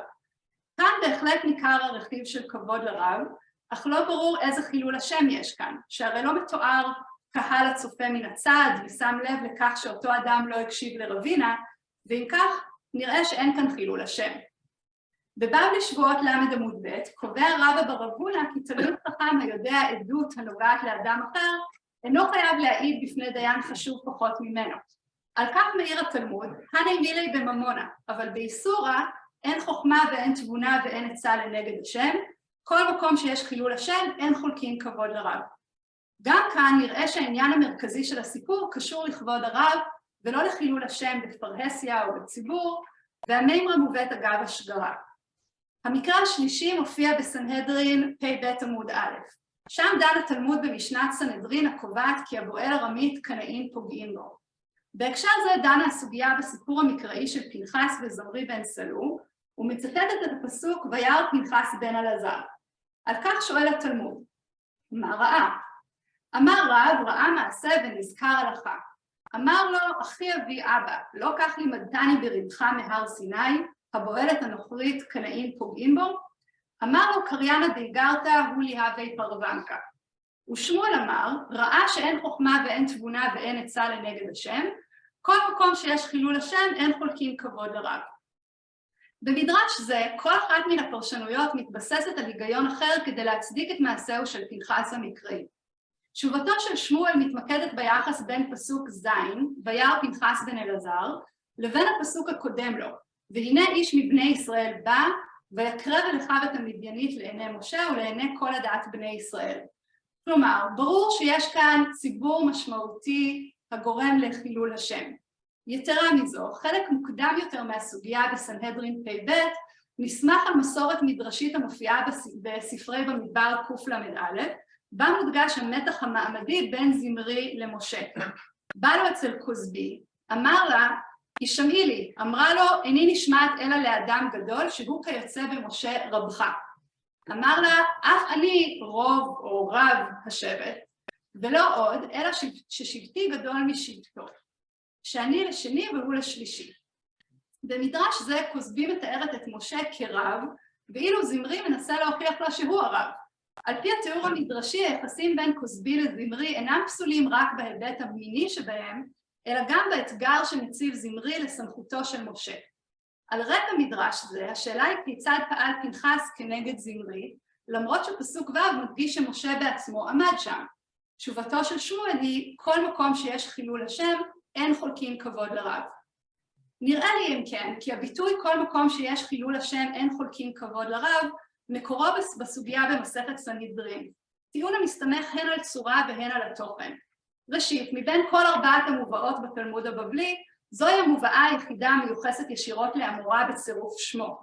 שנית, סיפור זמרי בן סלו ופנחס מייצג את המקרה הברור ביותר הן של חילול השם והן של אי מתן כבוד לרב. ואם כך, זהו המקרה המייצג בצורה הטובה ביותר את המימרה. יחד עם זאת, דווקא על רקע סוגיה זו יש לשים לב לכך כי הכלל נוצר במקורו ביחס למקרה ספציפי מאוד. אך מרגע שהפסוק והמימרה צורפו יחד, הם הפכו ליחידה אחת המבטאת את הצורך לנהוג לעתים באופן הנראה קיצוני כדי לשמור את ההלכה. ניתן אם כן להבין את הקשר לדברי רב בסוגייתנו. ברכות, שכן על רקע אינטואיציות בסיסיות לגבי כבוד גופו של האדם, המעשה שדורש רב נראה אולי כקיצוני. יחד עם זאת, בסוגייתנו ניכרת התפירה המלאכותית של מעשה העריכה, שכן אין במעשה שרב מתאר לא חילול השם ולא רב. ניכר בבירור כי החיבור בין הפסוק והמימרה, כל מקום שיש חילול השם אין חולקים כבוד לרב, למימרת רב המוצא כליים בבגדו פשטו אפילו בשוק, הינו מלאכותי. מדוע אם כן נוצר חיבור זה? כדי לענות על שאלה זו, עלינו לפנות למקבילתה של סוגייתנו בירושלמי כליים. הרי שהיה מהלך בשוק ונמצא לבוש כליים, תראין אמוראים, אחד אמר אסור וחרנה אמר מותר. מאן דאמר אסור, דבר תורה. מאן דאמר מותר, כהי דאמר רבי זעירא, גדול כבוד הרבים שהוא דוחה את המצווה ולא תעשה שעה אחת. סוגיית הירושלמי דנה באותה שאלה של מציאת כליים בלבושו של אדם בשוק, והיא מעמידה 2 אפשרויות, אסור או מותר. דברי ההסבר של הירושלמי מבארים, כי האוסר להמשיך ללבוש את הבגד נסמך על כך שאיסור זה הוא דבר תורה. ואילו דברי המתיר עולים בקנה אחד עם דברי רבי זעירא הפוסק, כי גדול כבוד הרבים שהוא דוחה את המצווה ולא תעשה שעה אחת. כלל זה מוכר בשם רבי זעירא אף בירושלמי נזיר בעניין טומאת כהן מפני כבוד הרבים, והמטבע המקביל כבוד הרבים או כבוד הבריות נטוע כבר במדרשי ההלכה. ראוי לשים לב לכך שצד אחד של הדיון בירושלמי מקבל הסבר הנשען על עיקרון מנוסח היטב, גדול כבוד הרבים, בעוד דעת האוסר מוסברת ללא עיקרון ברור, אלא רק באמצעות תיוג איסור כליים כדבר תורה. יש להניח שמאחורי ביטוי זה מסתתר העיקרון שאיסור תורה גובר על כבוד הבריות או כבוד הרבים כניסוחו של הירושלמי, אך הדברים אינם מנוסחים באופן עקרוני בירושלמי. הבבלי מחויב למסורת זו, וכן לסוגיית הירושלמית של כליים, אך כנגד העיקרון המופשט של גדול כבוד הרבים או כבוד הבריות, מנסה הבבלי לפתח גם את האיסור של הירושלמי לכדי עיקרון מופשט ורחב יותר. למעשה, סוגיית הבבלי כולה ממשיכה ומפתחת את הסתירה והמתח בין שני עקרונות אלו. מחד, איסור דאורייתא אינו יכול להידחות מפני כבוד הרבים, הבריות, כבוד האדם, ומאידך גדול כבוד הבריות שדוחה לא תעשה שבתורה. אלא שבניגוד לירושלמי, נראה שהבבלי מבקש לנסח את המתח בין שני הצדדים באמצעות ניסוחם של שני עקרונות מושגיים מקבילים. וכפי שלימדנו פרופסור לייב מוסקוביץ', הדבר אופייני מאוד לשכבת העריכה של התלמוד הבבלי. נראה שכנגד העיקרון המושגי של כבוד הבריות דוחה לא תעשה שבתורה, ביקשו עורכי הסוגיה להעמיד עיקרון מושגי נוסף. כיוון שלא הכירו כלל כזה מן המוכן, נתלו בשימוש שכבר נעשה בפסוק אין חוכמה ואין תבונה ואין עצה לנגד השם. אם כך, מתברר כי הסוגיה ביקשה לפתח את המתח שבסוגיית הירושלמית כליים, ולהציב זה כנגד זה את שני העקרונות, אין חוכמה ואין תבונה, כנגד גדול כבוד הבריות. וכן, מגמת הסוגיה היא לאתגר את העיקרון של אין חוכמה ואין תבונה, ולהגביל אותו באופן הדרגתי, ובמקביל להעצים את עיקרון כבוד הבריות, עד כדי כך שבסוף החלק ההלכתי של הסוגיה, איסור טומאת נזיר ואיסור טומאת כהן נדחים מפני כבוד הבריות, אף שהן איסורי דאורייתא. אך האתגר לא מסתיים כאן. צעד חשוב נוסף צועד את הסוגיה כשהיא מביאה סיפור בסוף החלק ההלכתי של הסוגיה.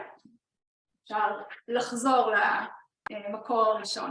סיפור זה נידון בידי פרשנים וחוקרים כאחד כנספח בלבד לסוגיה, הנקשר אגב אורחא דהלכת רב שבראשית הסוגיה. לעומת זאת, אבקש לטעון כי הסיפור מהווה חלק חיוני מהסוגיה, המלמד על מגמת העריכה של הסוגיה כולה. נקרא את הסיפור. אמר לי רב פאפא לאביי, מה ישנה קמאי דמתרחיש לאוניסא, ומה ישנה אנן דלה מתרחיש לניסא. אם שום תנויה כולו, בשני דרב יהודה בנזיקין הווה, ואנן כמתמינן באוקצין תלייסו מטיבתא. ואילו רב יהודה קייב מתי האישה שכובשת ירק בקדרה, ואמרו לה זיתים שכבשן בטרפיהן, אמר, הוויה דרבו שמואל כחזין ההכה. ואנן כמתנינן באוקצין תלייסו מטיבתא.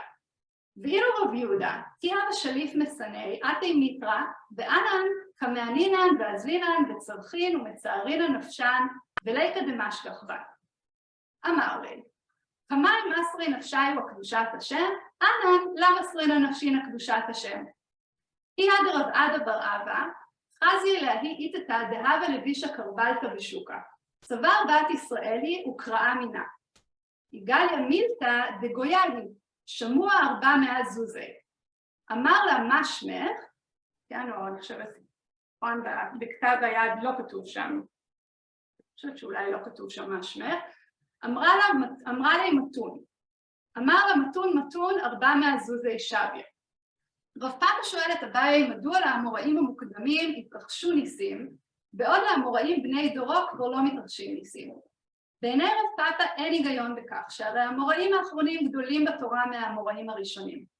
אביי עונה לו שהסיבה לכך היא שהאמוראים הראשונים היו מוסרים נפשם על קידוש השם. מובן שהזכרת ביטוי זה של קידוש השם מחזירה את הלומד או את הקורא לחוליה הראשונה של הסוגיה, בה מופיע המושג חילול השם, והרי ההנגדה בין שני מושגים אלה מופיעה במקורות רבים. אם כך, נראה שהסיפור בשלב האחרון של הסוגיה נועד להתכתב עם השלב הראשון של הסוגיה. ההקבלה בין שני החלקים לא מסתיימת בכך, אלא ממשיכה גם בתוכן. במוקד הסיפור על קידוש השם עומד רב עדה בר אבא, שהוא תלמידו של רב העומד במוקד היחידה על חילול השם. יתרה מזאת, הדוגמה הניתנת לקידוש השם היא פשיטת בגד אסור, בדיוק כפי שמופיע אף במימרתו של רב.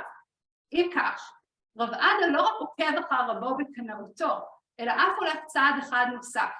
בעוד שרב טען שאדם צריך להסיר את בגדיו שלו, במידה והוא מוצא בהם איסור, רב עדה סבר שיש למנוע גם מאדם אחר לחטוא. כלומר, לכאורה לפחות, הסיפור מחזק את העיקרון שאין חוכמה ואין תבונה ואין עצה לנגד השם, בכל מקום שיש חילול השם אין חולקים כבוד לרב. וכפי שלרב אין חולקים בכבוד, בוודאי ובוודאי שאין חולקים כבוד לאישה הלובשת קרבלתא בשוק. יחד עם זאת, מהצגה הזו של הדברים עולות מספר בעיות. סיפור זה נראה כדוגמה משונה מאוד של קידוש השם. מקרים אחרים של קידוש השם בספרות הרבנית מתייחסים לסיפור המקראי של חנניה, מישאל ועזריה שזרקו עצמם לתוך כבשן האש כדי להימנע מעבודת אלילים, אברהם המדרשי שנזרק בידי נמרוד לכבשן האש, או יהודים שונים שנהרגו בידי העמים על מסירותם. בניגוד לסיפורים דרמטיים אלו, קריאתו של רב עדה את הקרבלתא מראשה של האישה נראה כמקרה מינורי וחסר חשיבות. יתרה מזו, מעשיו של רב עדה נאסרים בפירוש במשנה בבא קמא ח' ו'. סתרו נותן לו 200 זוז, לאחר ידו נותן לו 400 זוז, צרם באוזנו, תלש בשערו, רקק והגיע בעורו, העביר טליתו ממנו, פרה ראשה של אישה, נותן 400 זוז. אם כך, על אף שהאישה הייתה לא יהודייה, הפסיקה בסיפור הייתה לטובתה בדיוק כפי שהייתה נעשית עבור אישה יהודייה. עולה מכאן שהסיפור איננו מציב את רב עדה כמופת, אלא בדיוק להפך, מתאר אותו באור מגחיך, כקנאי לוקח את דברי רבו רחוק מדי ונענש בתשלום גבוה ביותר עבור השיפוט הפשטני שלו. בעוד שרב עדה סבר שהוא מקדש את השם, למעשה הוא בייש את האישה באופן המנוגד לחלוטין לדין המשנה, ולפיכך נאלץ לפייס אותה ולשלם על מעשיו.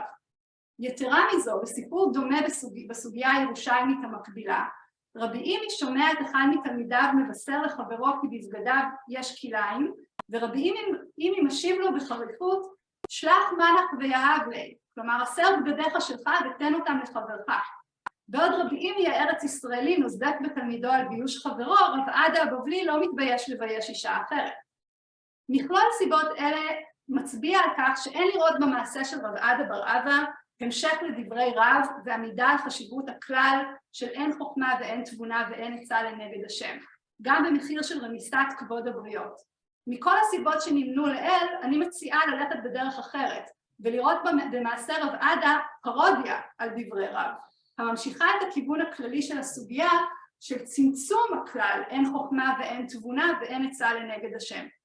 בספרו על הפרודיה הגדיר חוקר הספרות האנגלי סיימון דנטט את תופעת הפרודיה כפרקטיקה תרבותית המציעה חיקוי פולמוסי של תוצר או פרקטיקה תרבותית אחרת.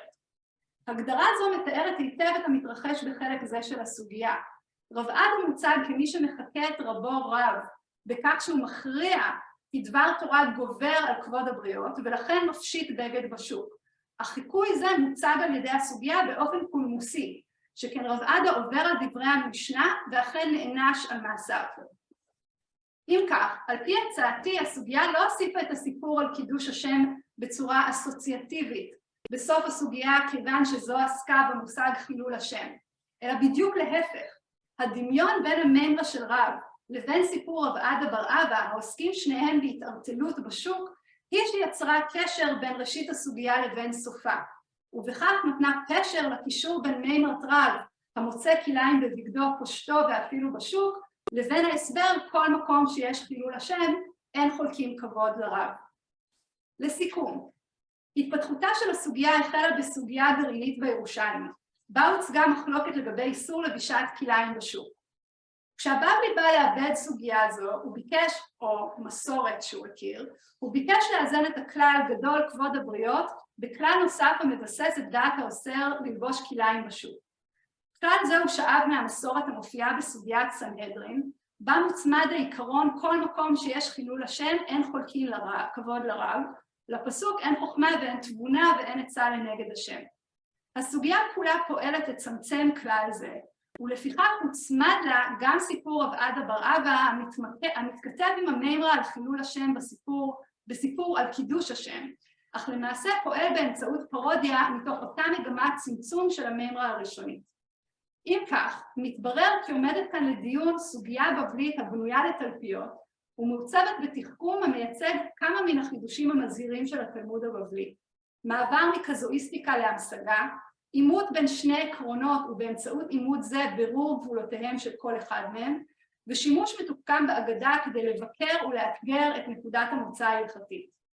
מובן כי אין באפשרותנו בהרצאה זו לנתח את כל רבדי הסוגיה לעומקה, אך ראינו כיצד ניתוח הפער בין מימרת רב לבין הטעם הניתן לה, מהווים את המפתח להבנה כיצד סוגיה זו נבנתה ונוצרה, ומאפשרת לחשוף כיצד הסוגיה נבנתה לא רק על סמך מקורותיה הארץ ישראליים, אלא גם ובעיקר מהי המגמה הערכית המנחה את עריכת הסוגיה.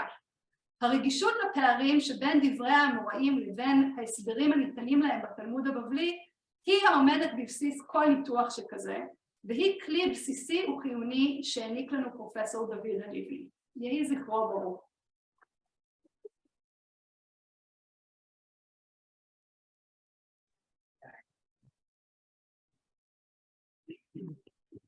תודה רבה לך. יש שאלה, הערה? כן, בבקשה. תודה רבה, היה מעניין. לפעמים יש פסוקים שכתובים יחד עם משהו שבא עוד איתם מקור שמצוטט בקביעות יחד עם משהו אחר, ובלי קשר. אני אתן דוגמה פשוטה. אמר רבי אלעזר אמר רבי חנינא, תלמידי חכמים מרבים שלום בעולם, שנאמר בכל בנייך לימודי השם וגם בכל בנייך, אל תקרא בנייך אלא בנייך. אל תקרא לא מתאים לאמירה, כי בלי אל תקרא ההגד נאמר. תלמידי חכמים שלום בעולם, כי אם כל בנייך לימודי השם וגם בנייך, אז תלמידי חכמים מרבים שלום בעולם. אל תקרא בנייך אלא בנייך, זה אומר שהם מרבים בניין בעולם. אבל היה נהוג לצטט את הפסוק הזה יחד עם האל תקרא הזה, כידוע יש לו גם מקור במגילה מים המלח, שמוסיפה את הוו מעל בנייך, לאל תקרא בנייך אלא בנייך, זה לא חיזוק של רבי אלעזר. גם כאן אני רואה את הנקודה הזאת, שכל מקום שיש חילול השם אנחנו נותנים כבוד לרב, מין סרח חודש שבא יחד עם הפסוק, אין את רבי תבונה נגד השם, נכון שמקורו בסנהדרין, אבל בכל המקומות האחרים הוא כך נהוג בבית המדרש לצטט את הפסוק הזה. תודה רבה.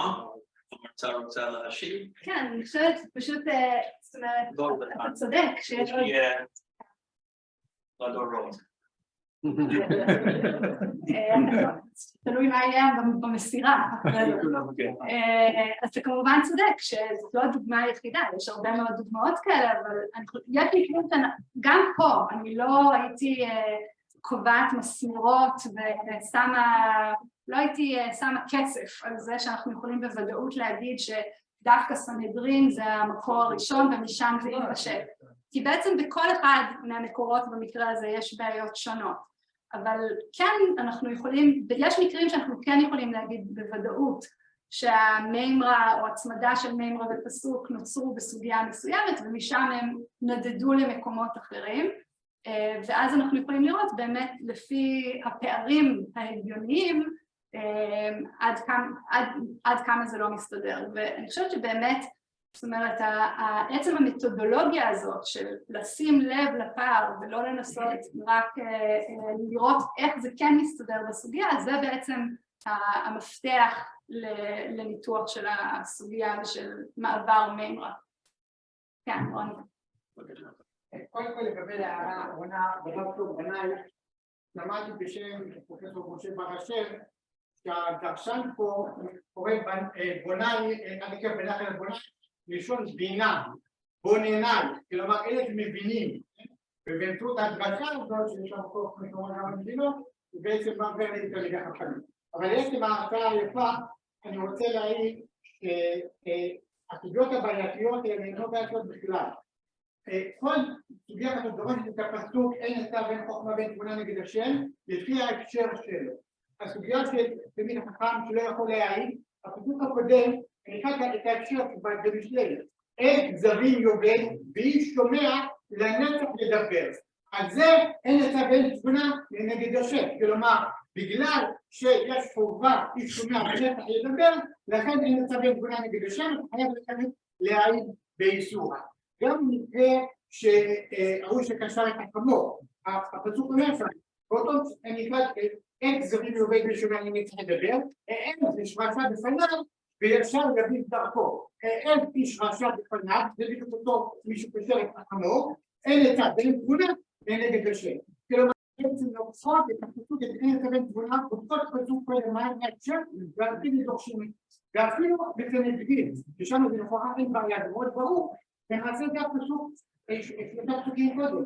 זה מה ששאים תועבה, בזימת יביאנו. וחזר לדרשה לקרוא שהם ביקשו לעשות אזרחים, פה תקציב קורבן, ואז נלך ונעשה את הזימה, ואין לצווים כולם נגד השם. כלומר, שלושת המקרים האלה הם בעצם שלושת פסוקים, אחד לפני השני של הפסוק במשלי, והחידוש, עדיין מסכים מהמה שאמרת, מה שאמרו פה קודם, שההמשך, בכל מקום שיש לנו בעצם זה נגרע, זה לא נגרע. ולזה מה חשוב, ולפני ההקשר. אני מסכימה לגמרי. זאת אומרת, באמת הפסוק מובן בכל אחד מהקשרים, אבל למה לא לצטט רק את הפסוק? למה בכל אחד מהם מביאים את כל מקום שיש חידוש? כן. עוד שאלות?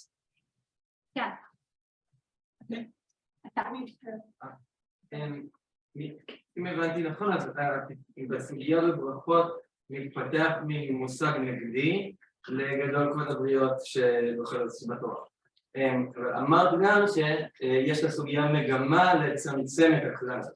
אז סתם להבין יותר, האם את אומרת שאותם אנשים שיצרו את זה כמושג עמוס, שיכול להיות בדיוק הקונטרה לדחייה של כבוד הבריות, הם גם אלה שצמצמו אותו, משהו רע.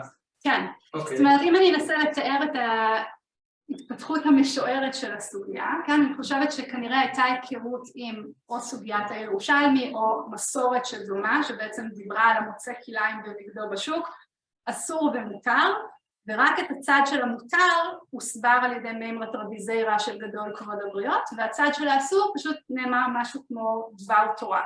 ואז בעצם הסוגיה רוצה לפתח את שני העקרונות האלה כעקרונות, אבל לצמצם בעצם אחד מהם. היא כן חותרת בסופו של דבר לכיוון של רבי זיירה של גדול כבוד הבריות. אנחנו רואים גם בהרבה מאוד סוגיות בבבלי, ששם מימרת רבי זיירה מובאת פשוט כגדול כבוד הבריות, ספציפית בהקשר של איסורי דרבנן, אז זה כנראה חלק מאותה משפחה של חשיבה על העיקרון הזה. אז הסוגיה בעצם חותרת באמת לכיוון הזה, ומה שאני טוענת זה שהשימוש באין עצה ואין תבונה וכולי, כל מקום שיש חילול השם, אין חולקים כבוד לרב, זה בעצם מי שערך את הסוגיה הזאת חשב על זה יחד עם הסיפור של רב עדה בר אבא. כלומר, זה לא שפתחו בעיקרון הזה, אלא העיקרון נועד ליצור המשגה, והסיבה שבחרו דווקא את העיקרון הזה, זה בגלל הסיפור של רב עדה בר אבא, שגם עוסק בפשיטת בגד בשוק. אוקיי? כן. למה קורה שם בגלל הסיפור בגלל מוריסטי? קצת מסתכלים על סיפור בעבודה, המוגבלת, הנה המוריסטי הוא מפסיק נדיר לסיפור בעבודה, זאת אומרת כדי שישתתפו מי המוספת להורות בסיפור, איזשהו מגמה, איזשהו מגיע, להשתמש דווקא בכלי כזה ולא בכלי אחר. יש פה גם מלאכה ספרותית יחסית מאוד גבוהה, אבל זה ממש הגבלות בשני הסיפורים בכל המוצבים. אז למה כמו זה הציבור יגידו סיפור הוא מוריסטי ולא להציג מרתו אחרים. אוקיי, אז זה באמת, זה דורש קצת, אני זרקתי פה איזו טענה שיש כאן פרודיה, אני האמת לא מסכימה עם זה שיש מעט סיפורים הומוריסטיים, אני חושבת שזה קורה דווקא די הרבה, שהסיפורים יש בהם איזשהו הומור וחתירה תחת ההלכה, פה זה סוג מסוים של הומור, זה פרודיה, אוקיי? שזה לא, זה בעצם חיקוי של רכיב אחר בסוגיה או רכיב תרבותי מסוים, בעצם כדי ללעוג לו בצורה מסוימת, שזה גם משהו שבעצם גם בר-אילן כתב על זה לא מעט בשנים האחרונות, גם קריסטין הייז עכשיו מוציאה ספר בעצם מאוד שעוסק בנושא הזה, ואני חושבת שפה בספציפית בסוגיה הזאת, אני בעצם יותר יוצאת מתוך התוכן, כן? זאת אומרת, בעצם רוב הפרשנים והחוקרים קראו את הסיפור הזה בתור איזשהו הדהוד של דברי רב, כאילו שהסיפור של רב עדה בר אבא ממשיך את מימרת רב, אבל האמת היא שכשמסתכלים על התוכן פשוט רואים שהוא עומד במתח מאוד גדול, כי א', ברור שיש פה התייחסות למשנה בבא קמא, וב', יש פה, הוא נענש בעצם על מה שרב אומר שצריך לעשות, אז איך אנחנו מבינים את היחס בין שני החלקים האלה של הסוגיה? תודה רבה לכולם. עכשיו נסיים את התוכנית, אנחנו אמורים לשמוע דברי זיכרון מפי פרופ וייס, והנה הוא. שלום, שלום לכולם, אתם שומעים אותי? כן. אוקיי. אז קודם כל אני רוצה שוב להודות לבר-אילן, למחלקה, במיוחד לאהרון, לדוקטור אהרון עמית, עבור ארגון הכנס. אני רוצה גם להודות לכל חברי הקהל שהגיעו לכבוד אבא. במיוחד אני רוצה להודות לאלו שהרביצו תורת אבא היום בכנס. תודה רבה לכולכם. I'm going to switch to English, and I hope that's okay. If for no other reason than the language that I always spoke to Abba was English, and when I'm thinking about Abba, talking to you about Abba, somehow I revert to English. Forgive me. I do want to say that I know that Abba would have agreed with much that he heard today. He probably would have disagreed with some that he heard today. But with every word today, he would have been just utterly delighted. Nothing made him happier than to talk Torah. And of course, when it was his Torah, it made him especially happy. And for me personally, I know I've missed him. I know my brothers have missed him so much every day in the 6 months since we've lost him. And learning today with you and listening to you talk about his Torah makes today just a little bit less painful than some of the other days. I would like to, in these concluding words, we've heard so much about his scholarship. I'd like to talk a little bit about him as a person. I'd like to, so many of you knew him, but I'm sure many of you did not. For those of you who knew him, I think I have some stories and anecdotes that will cause you to sort of nod in recognition. And for others, it may give you an opportunity to learn a little bit about him. And I also want to talk a little bit, and this is very dangerous for a son to do, about his psychology and the psychology of a boy who was born into a Hasidic, Haredi community, and somehow then became ultimately a professor at Colombia and shifted from the most traditional mode of study to the most critical mode of study. All of which to give you, those of you, especially those of you who didn't know him, a little picture of him, not only as a scholar, but as a human being, although in his case, of course, the two were inseparable.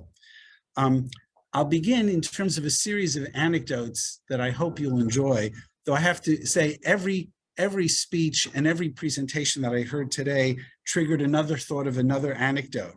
For example, in the last discussion that we had following the very last talk by Professor by Dr. Ayala Hoffman-Lipson, one of the questioners, and I can't see the audience, raised the drash that's based on Talmidei Chachamim Marbim Shalom Ba'olam. I remember as a child, and then growing up with Abba, sitting with him in shul and Beit Knesset, and of course, the davening and tefillah was very, very important to him. And he took davening very seriously. While he had a wonderful sense of humor, the tefillah was not a time to joke or not a time to smile. There was only one place in the tefillah where I would notice that he would start to break into a smile. And this especially became pronounced over the years. He had many very wonderful years at the Jewish Theological Seminary, but the last few years before he left to go to Colombia, as some of you may know, were particularly difficult. And it was the very end of the davening, and as everybody, as he would say, Talmidei Chachamim Marbim Shalom Ba'olam. And he would look around and he would look at me, and for perhaps the only time during tefillah, he would smile. And I knew exactly what he was thinking, and then he would go back to the tefillah. So that he did have a wonderful sense of humor. That was sort of one little, very small manifestation of it. He also had an enormous kavod habriot. And here too, a story as a child, walking home from shul. we lived, of course, in Manhattan. We lived near the seminary in Colombia, and we passed by a restaurant on Shabbat as we're walking home. And as we passed by this restaurant, it was winter, he pulled his hat down and he pulled his collar up, clearly not wanting to be identified. And as we walked down the street, I go, Abba, what was that? And he said, I saw one of my students in that treif restaurant on Shabbat eating, and I was afraid that if she saw me, she would be embarrassed. I didn't want to embarrass her. And that was, that little anecdote was just typical of Abba. It was typical of the kavod habriot that he would demonstrate, and it was something that characterized him even in his learning, even though he knew almost everything. I mean, certainly to me as a child, Abba knew everything. I remember as a child, there was a classmate I had who would brag to me. He goes, you know, when I come home and I have to do my Gemara homework, my father pulls out the Gemara and right away answers every question that I have. And I was sitting and I said to him, he pulls out the Gemara? Why does he have to do that? My father never pulls out a Gemara. So that he had this, of course, this vast breadth of knowledge, but he never let it detract for the respect he had for his students, his friends, and for others. At the same time, I would have to say that he, as much as he respected the briot, he reveled in the company of his fellow briot. He was a people person. He was a chevraman. As you heard, he would go to the library, the Sifriya Leumit in Israel.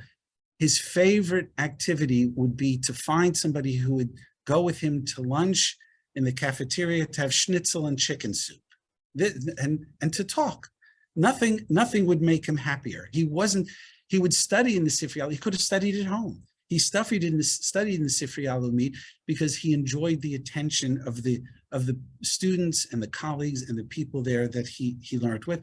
As you may know, he had his makom kavua on the Sifriya Leumit.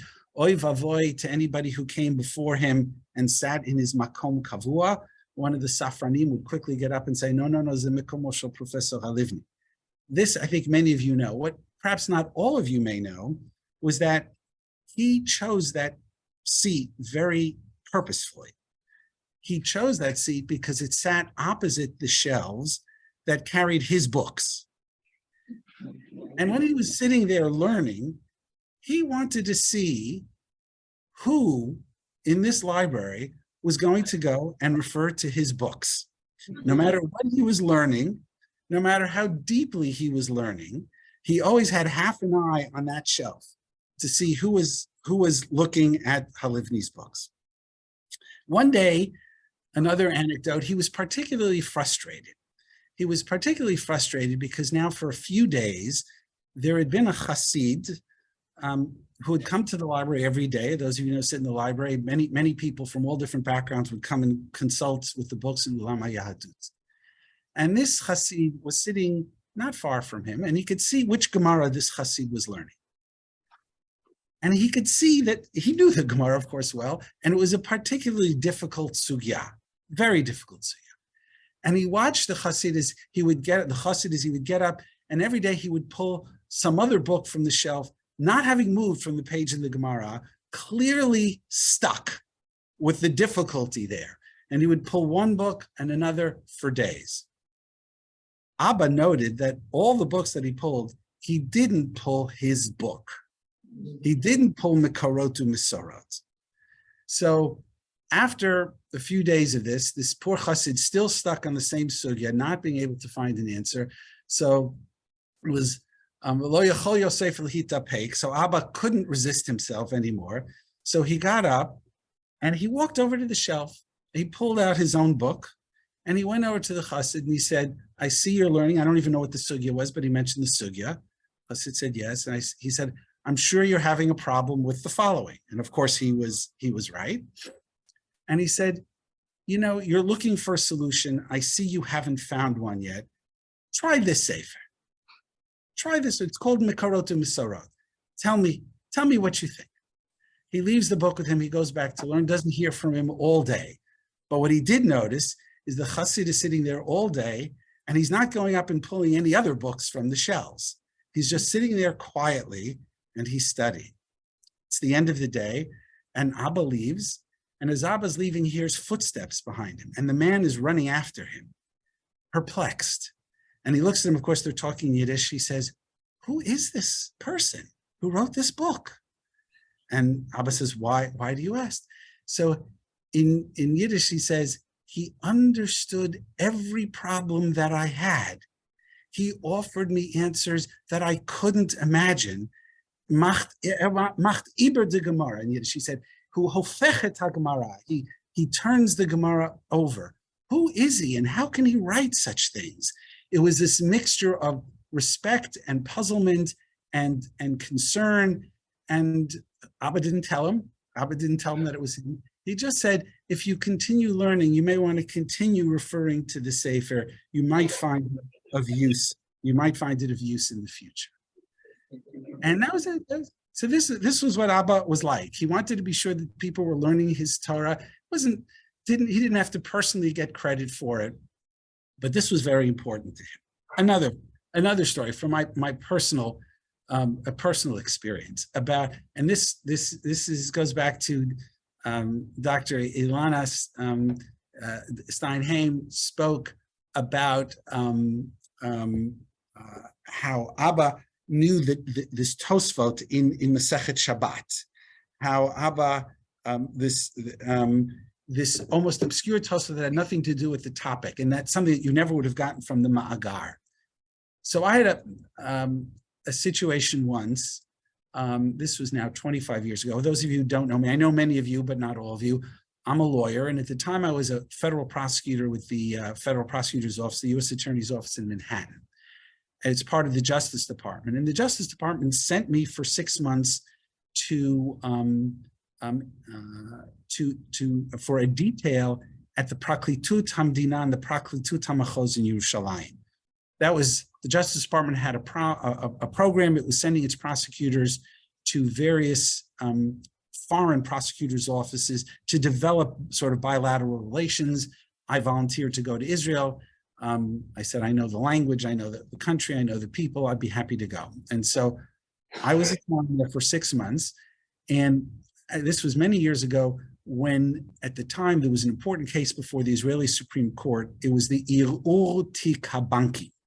This, you may remember, you may not remember, this was after the period of very high inflation in Israel, and there was a criminal prosecution brought against the major banks in Israel for having manipulated their stock prices in order to make them attractive investments during the period of high inflation. I know this doesn't sound like it has anything to do with Abba, but we'll get there. We'll get there. And the case was being argued before the Supreme Court, in contrast to the Supreme Court of the United States, where there's only one session of argument. Here in Israel, there are repeated sessions over numerous days. And I was working with the team, helping them, because especially at the time, there were not many precedents from the white collar world in Israel yet. And so they were hoping to borrow from cases and white collar precedent from American law and American jurisprudence. And so my task on that particular project was to help them with American case law that would help with this appeal, as Israel was tackling one of its first really major white collar criminal appeals. And as the prosecutors were arguing the case, the Praklitim were arguing the case before the Supreme Court, and they were arguing a lot of precedent from the United States that I shared with them and from other countries. I don't remember which justice, but one of the justices on the Supreme Court turned to them and said, and for those of you who don't know, that when the courts in Israel are taking up, especially the Supreme Court, cases that are a new issue that hasn't been resolved before and for which there's no precedent, the court can consider mishpat ivri, Jewish law, Jewish tradition. So the prosecutors went back that evening. The prosecutors, for the most part, didn't have any real background in mishpat ivri. They went running looking for Professor Rackover, who at the time was the I think at the time was in the Praklitut, and he was the sort of contact person for Mishpat Ivri. He was unavailable, and they were under enormous time pressure to get an answer, to get some help. I said to them, I can help. They look at me and they said, they didn't ask for American law. They asked something from the Jewish traditional law. You may not know about this, but about halacha, Talmud, all these things, that's what they're looking for. I said, I can help. I'm telling you, I can help. They said, how can you help? I said, this was 25 years ago. Of course, this is before WhatsApp, before easy calls to the States, before cell phones. I said, I know it's expensive to call the US, but if you let me sit in a room and you let me close the door and spend a few minutes on a call to the United States, I will be able to get you an answer. I said, really? How will you do that? I said, look, I've worked with you for a while. Trust me, I will be able to get an answer. Okay. They said, with the answer, and I knew exactly the question they needed. The question was that the Supreme Court was dealing with was whether if somebody speaks a sentence that is literally true, but is entirely deceptive, can they be criminally prosecuted for that sentence if it was as perjury when it was literally true, but successfully succeeded and was intended to deceive all the listeners? So I go into the room, I close the door, and of course, what do? I call Abba. I go, Abba, I'm here, I need some help very quickly. I need to know, in a case, what can you tell us? What can you tell me from the Gemara, from anything that I could share, Mishpat Ivri, on the question of whether can literal truth be prosecuted as a crime, yes or no?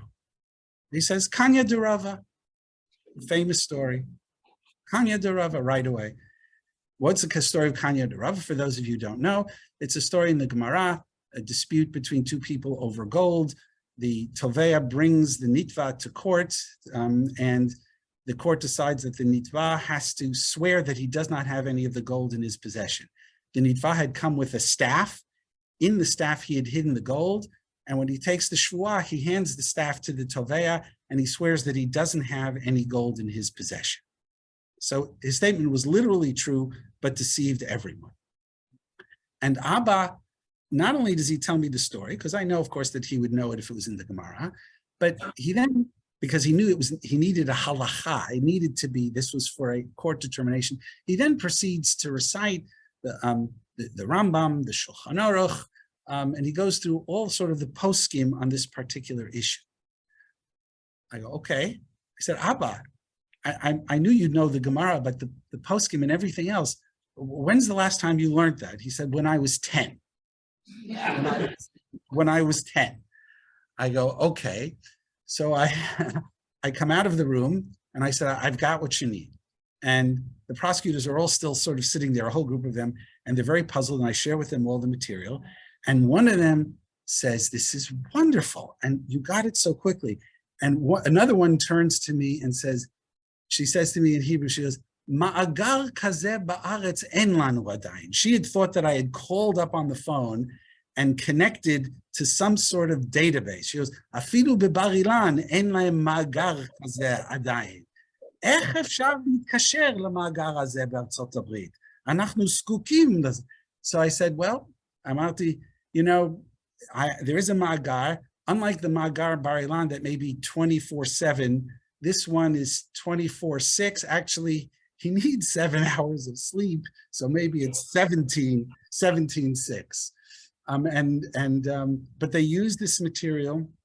I was very, very proud of the fact that they were able to use this material in the arguments before the Supreme Court.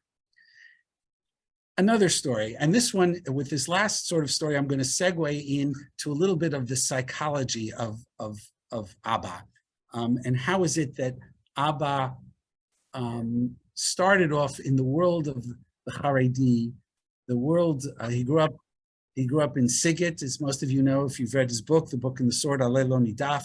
He grew up in Sigit, which was a community of mostly Vishnitz or Satmar Hasidim, although his particular grandfather was Belz, but a very, very Haredi community, and how he made the transition to life as an academic scholar. But I want to start with that, with another little story. it was once he was actually, and he was in Mea Shearim, and he was lost. He was lost, couldn't find his way out. And so he sees a little boy walking by with a Gemara, a little boy, obviously from the neighborhood. So he goes up to him in Yiddish and he says, I'm looking for such and such street. Can you point me the direction? And so the boy pointed to the direction. He looked at the boy. The boy was carrying a Gemara Nidarim. And there was something about this boy that clearly reminded Abba at that moment of his youth when he was that age. He too had peyot that came down to his shoulders. If any of you visited him at home, or if you looked at his books, in some of his books, he's reprinted the photograph of his family, and there's a picture of him with long peyot as a boy down to his shoulders. And he asked the boy, what Gemara are you learning? The poor boy, little did he know what he was going to get into. The boy said, Nidarim. And Abba said, can I ask you a question? The boy said, okay. And he could see the boy was looking, this modernish sort of person, clearly could not be somebody who would ask a very hard question. What could a person who looks like this know about Nidarim after all? He said he could see it in the boys. And he said, okay, let me ask you a question. What are you learning? What should I ask you about? And the boy said, anything you want. Now the boy, when he said anything you want, didn't quite understand that he had pushed a button. He had pushed a button. Because when Abba was that age, if those of you who know, if you heard him tell the stories or if you read his book, you know that is almost how his family survived. His family was very, very poor, very, very poor. His parents were divorced. He grew up, hardly knew his father. He grew up in the home of his maternal grandfather. There was hardly enough to eat. And one of the ways that they made money to eat was Abba was known as an Ilui, and people would stop him on the street and they would ask him questions. What is the 40th thing that Rava says in Bava Metzia, for example? And he would say, and one instance as he recounts, the person who asked it had promised him a kopek if he can recite the 40th thing that Rava said in Bava Metzia. And so Abba tells him, and then Abba sticks out his hand for the kopek. And the man says, how do I know? How do I know that's the 40th thing? And Abba said to him, well, I'll recite to you all 40 things that Rava says up until that point. And he recites everything, and he sticks out his hand. The man says, I still don't believe you. So Abba had to drag him to the base medrash and pull out Bava Metzia and show him daf. And finally, he got his kopek. So his encounter and when people would ask him as a boy, what can we ask you? What test can we give you? He was proud of the fact that he said, you could ask me anything. No other boy, nobody else could say that. But he could say, ask me anything. And so now he's in Mea Shearim, and this boy, he said, can I ask you something about the Gemara you're learning? The boy said anything, and this kind of reverberated back to his youth. And so the poor boy didn't realize that he now had essentially asked Abba to stump him, to ask him a question that he wouldn't be able to answer.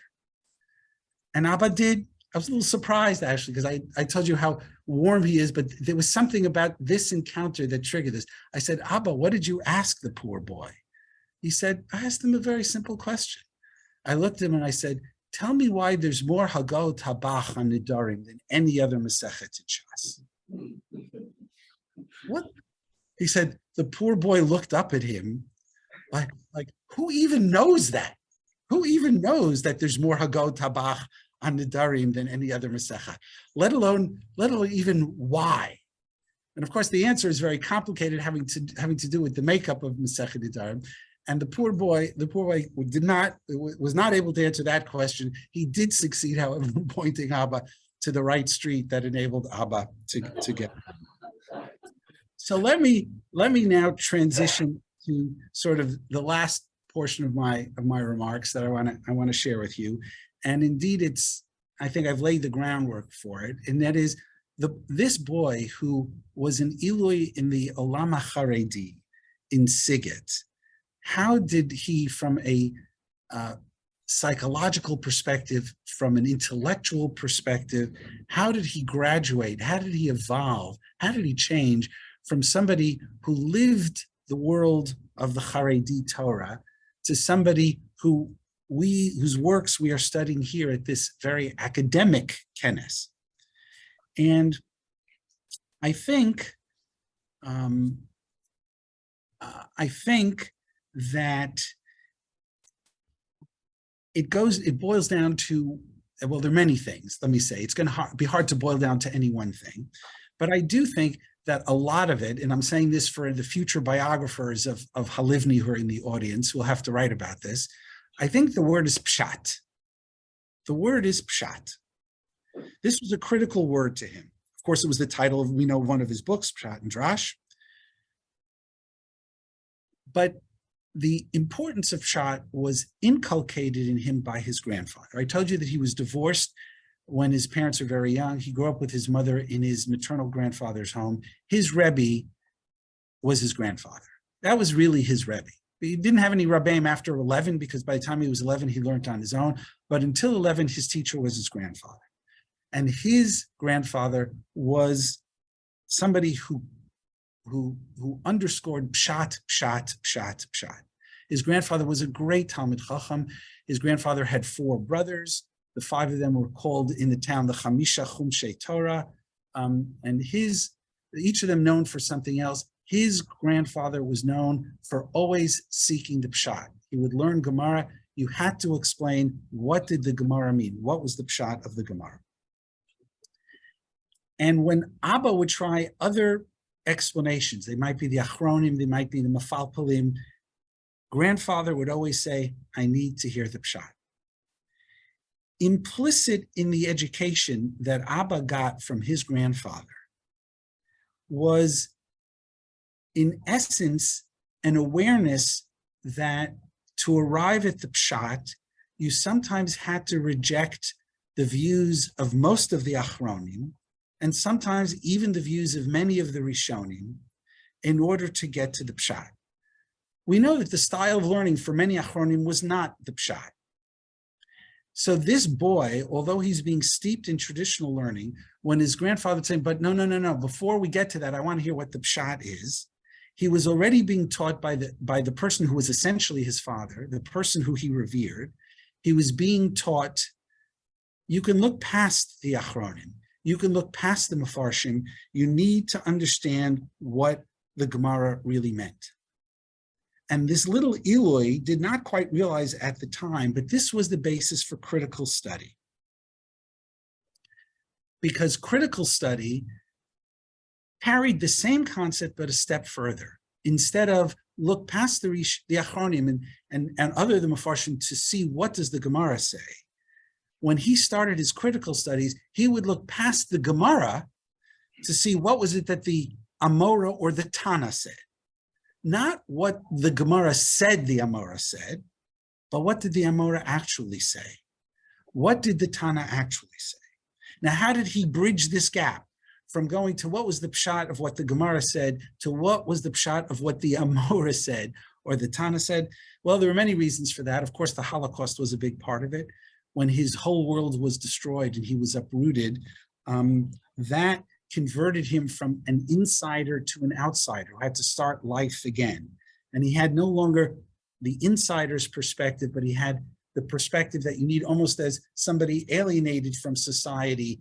You know, the reason why that historians give why many Jews were able to come up with such innovative ideas in Europe in the late 1800s and the 1900s, because even when they integrated into society, they were still outsiders and they saw things with a fresh perspective. And so in some sense, Abba still had that perspective. And so Abba simply took the education of his youth that said, look past the Mefarshim to see that his grandfather gave him. Look past the Mefarshim and see what does the Gemara really say. And when he was uprooted and transported to the shores of the United States, he took the same concept a step further. He looked past what the Gemara said and then looked at what the Tanaim and the Amoraim must have really meant. What was the pshat of what they said? And once he did that, he then went to the next step, which is really what so many of us were discussing today, which is, well, then why didn't the Gemara explain it that way? Why didn't the Gemara explain the Amora this way? Why are there so many dichukim in the Gemara? If I look past the Gemara and I look at the Amora, if I look past the Gemara and I look at the Tana, and I understand what they really said, how come the Gemara explains it differently? And that led to the whole concept of Mekorot Misarot, and then the Stam that had to deal with these issues and came up with the dichukim in order to reconcile the issues that had come up in the transmission of the text. So there you have it. That's the portrait I wanted to share with you today of Abba. Both some stories about him and a little bit, just at least the first step in trying to understand what sort of brought him to the approach, what brought him to the thinking that you've all studied today. And one thing I leave with today is the confidence that as long as Jews learn Gemara, Jews will learn Mekorot Misorot. Thank you all so very much.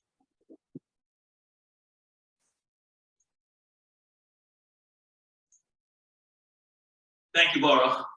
מרגלה הייתה בתחומי של מורנו פרופסור הלבני, שאנשים ששמעו איזה רעיון חדשני, אז שאלו אותו, האם אתה מוכן להישבע שזה הפשט? אז הוא אמר, לא, אני מוכן להישבע שאתה לא תמצא פשט יותר טוב. אנחנו נסיים, נאמר תודה לאהרון עמית, לך, יום מרתק, ותתקיים מיד אחר הנעילה כאן תפילת ערבית. תודה רבה לכולם.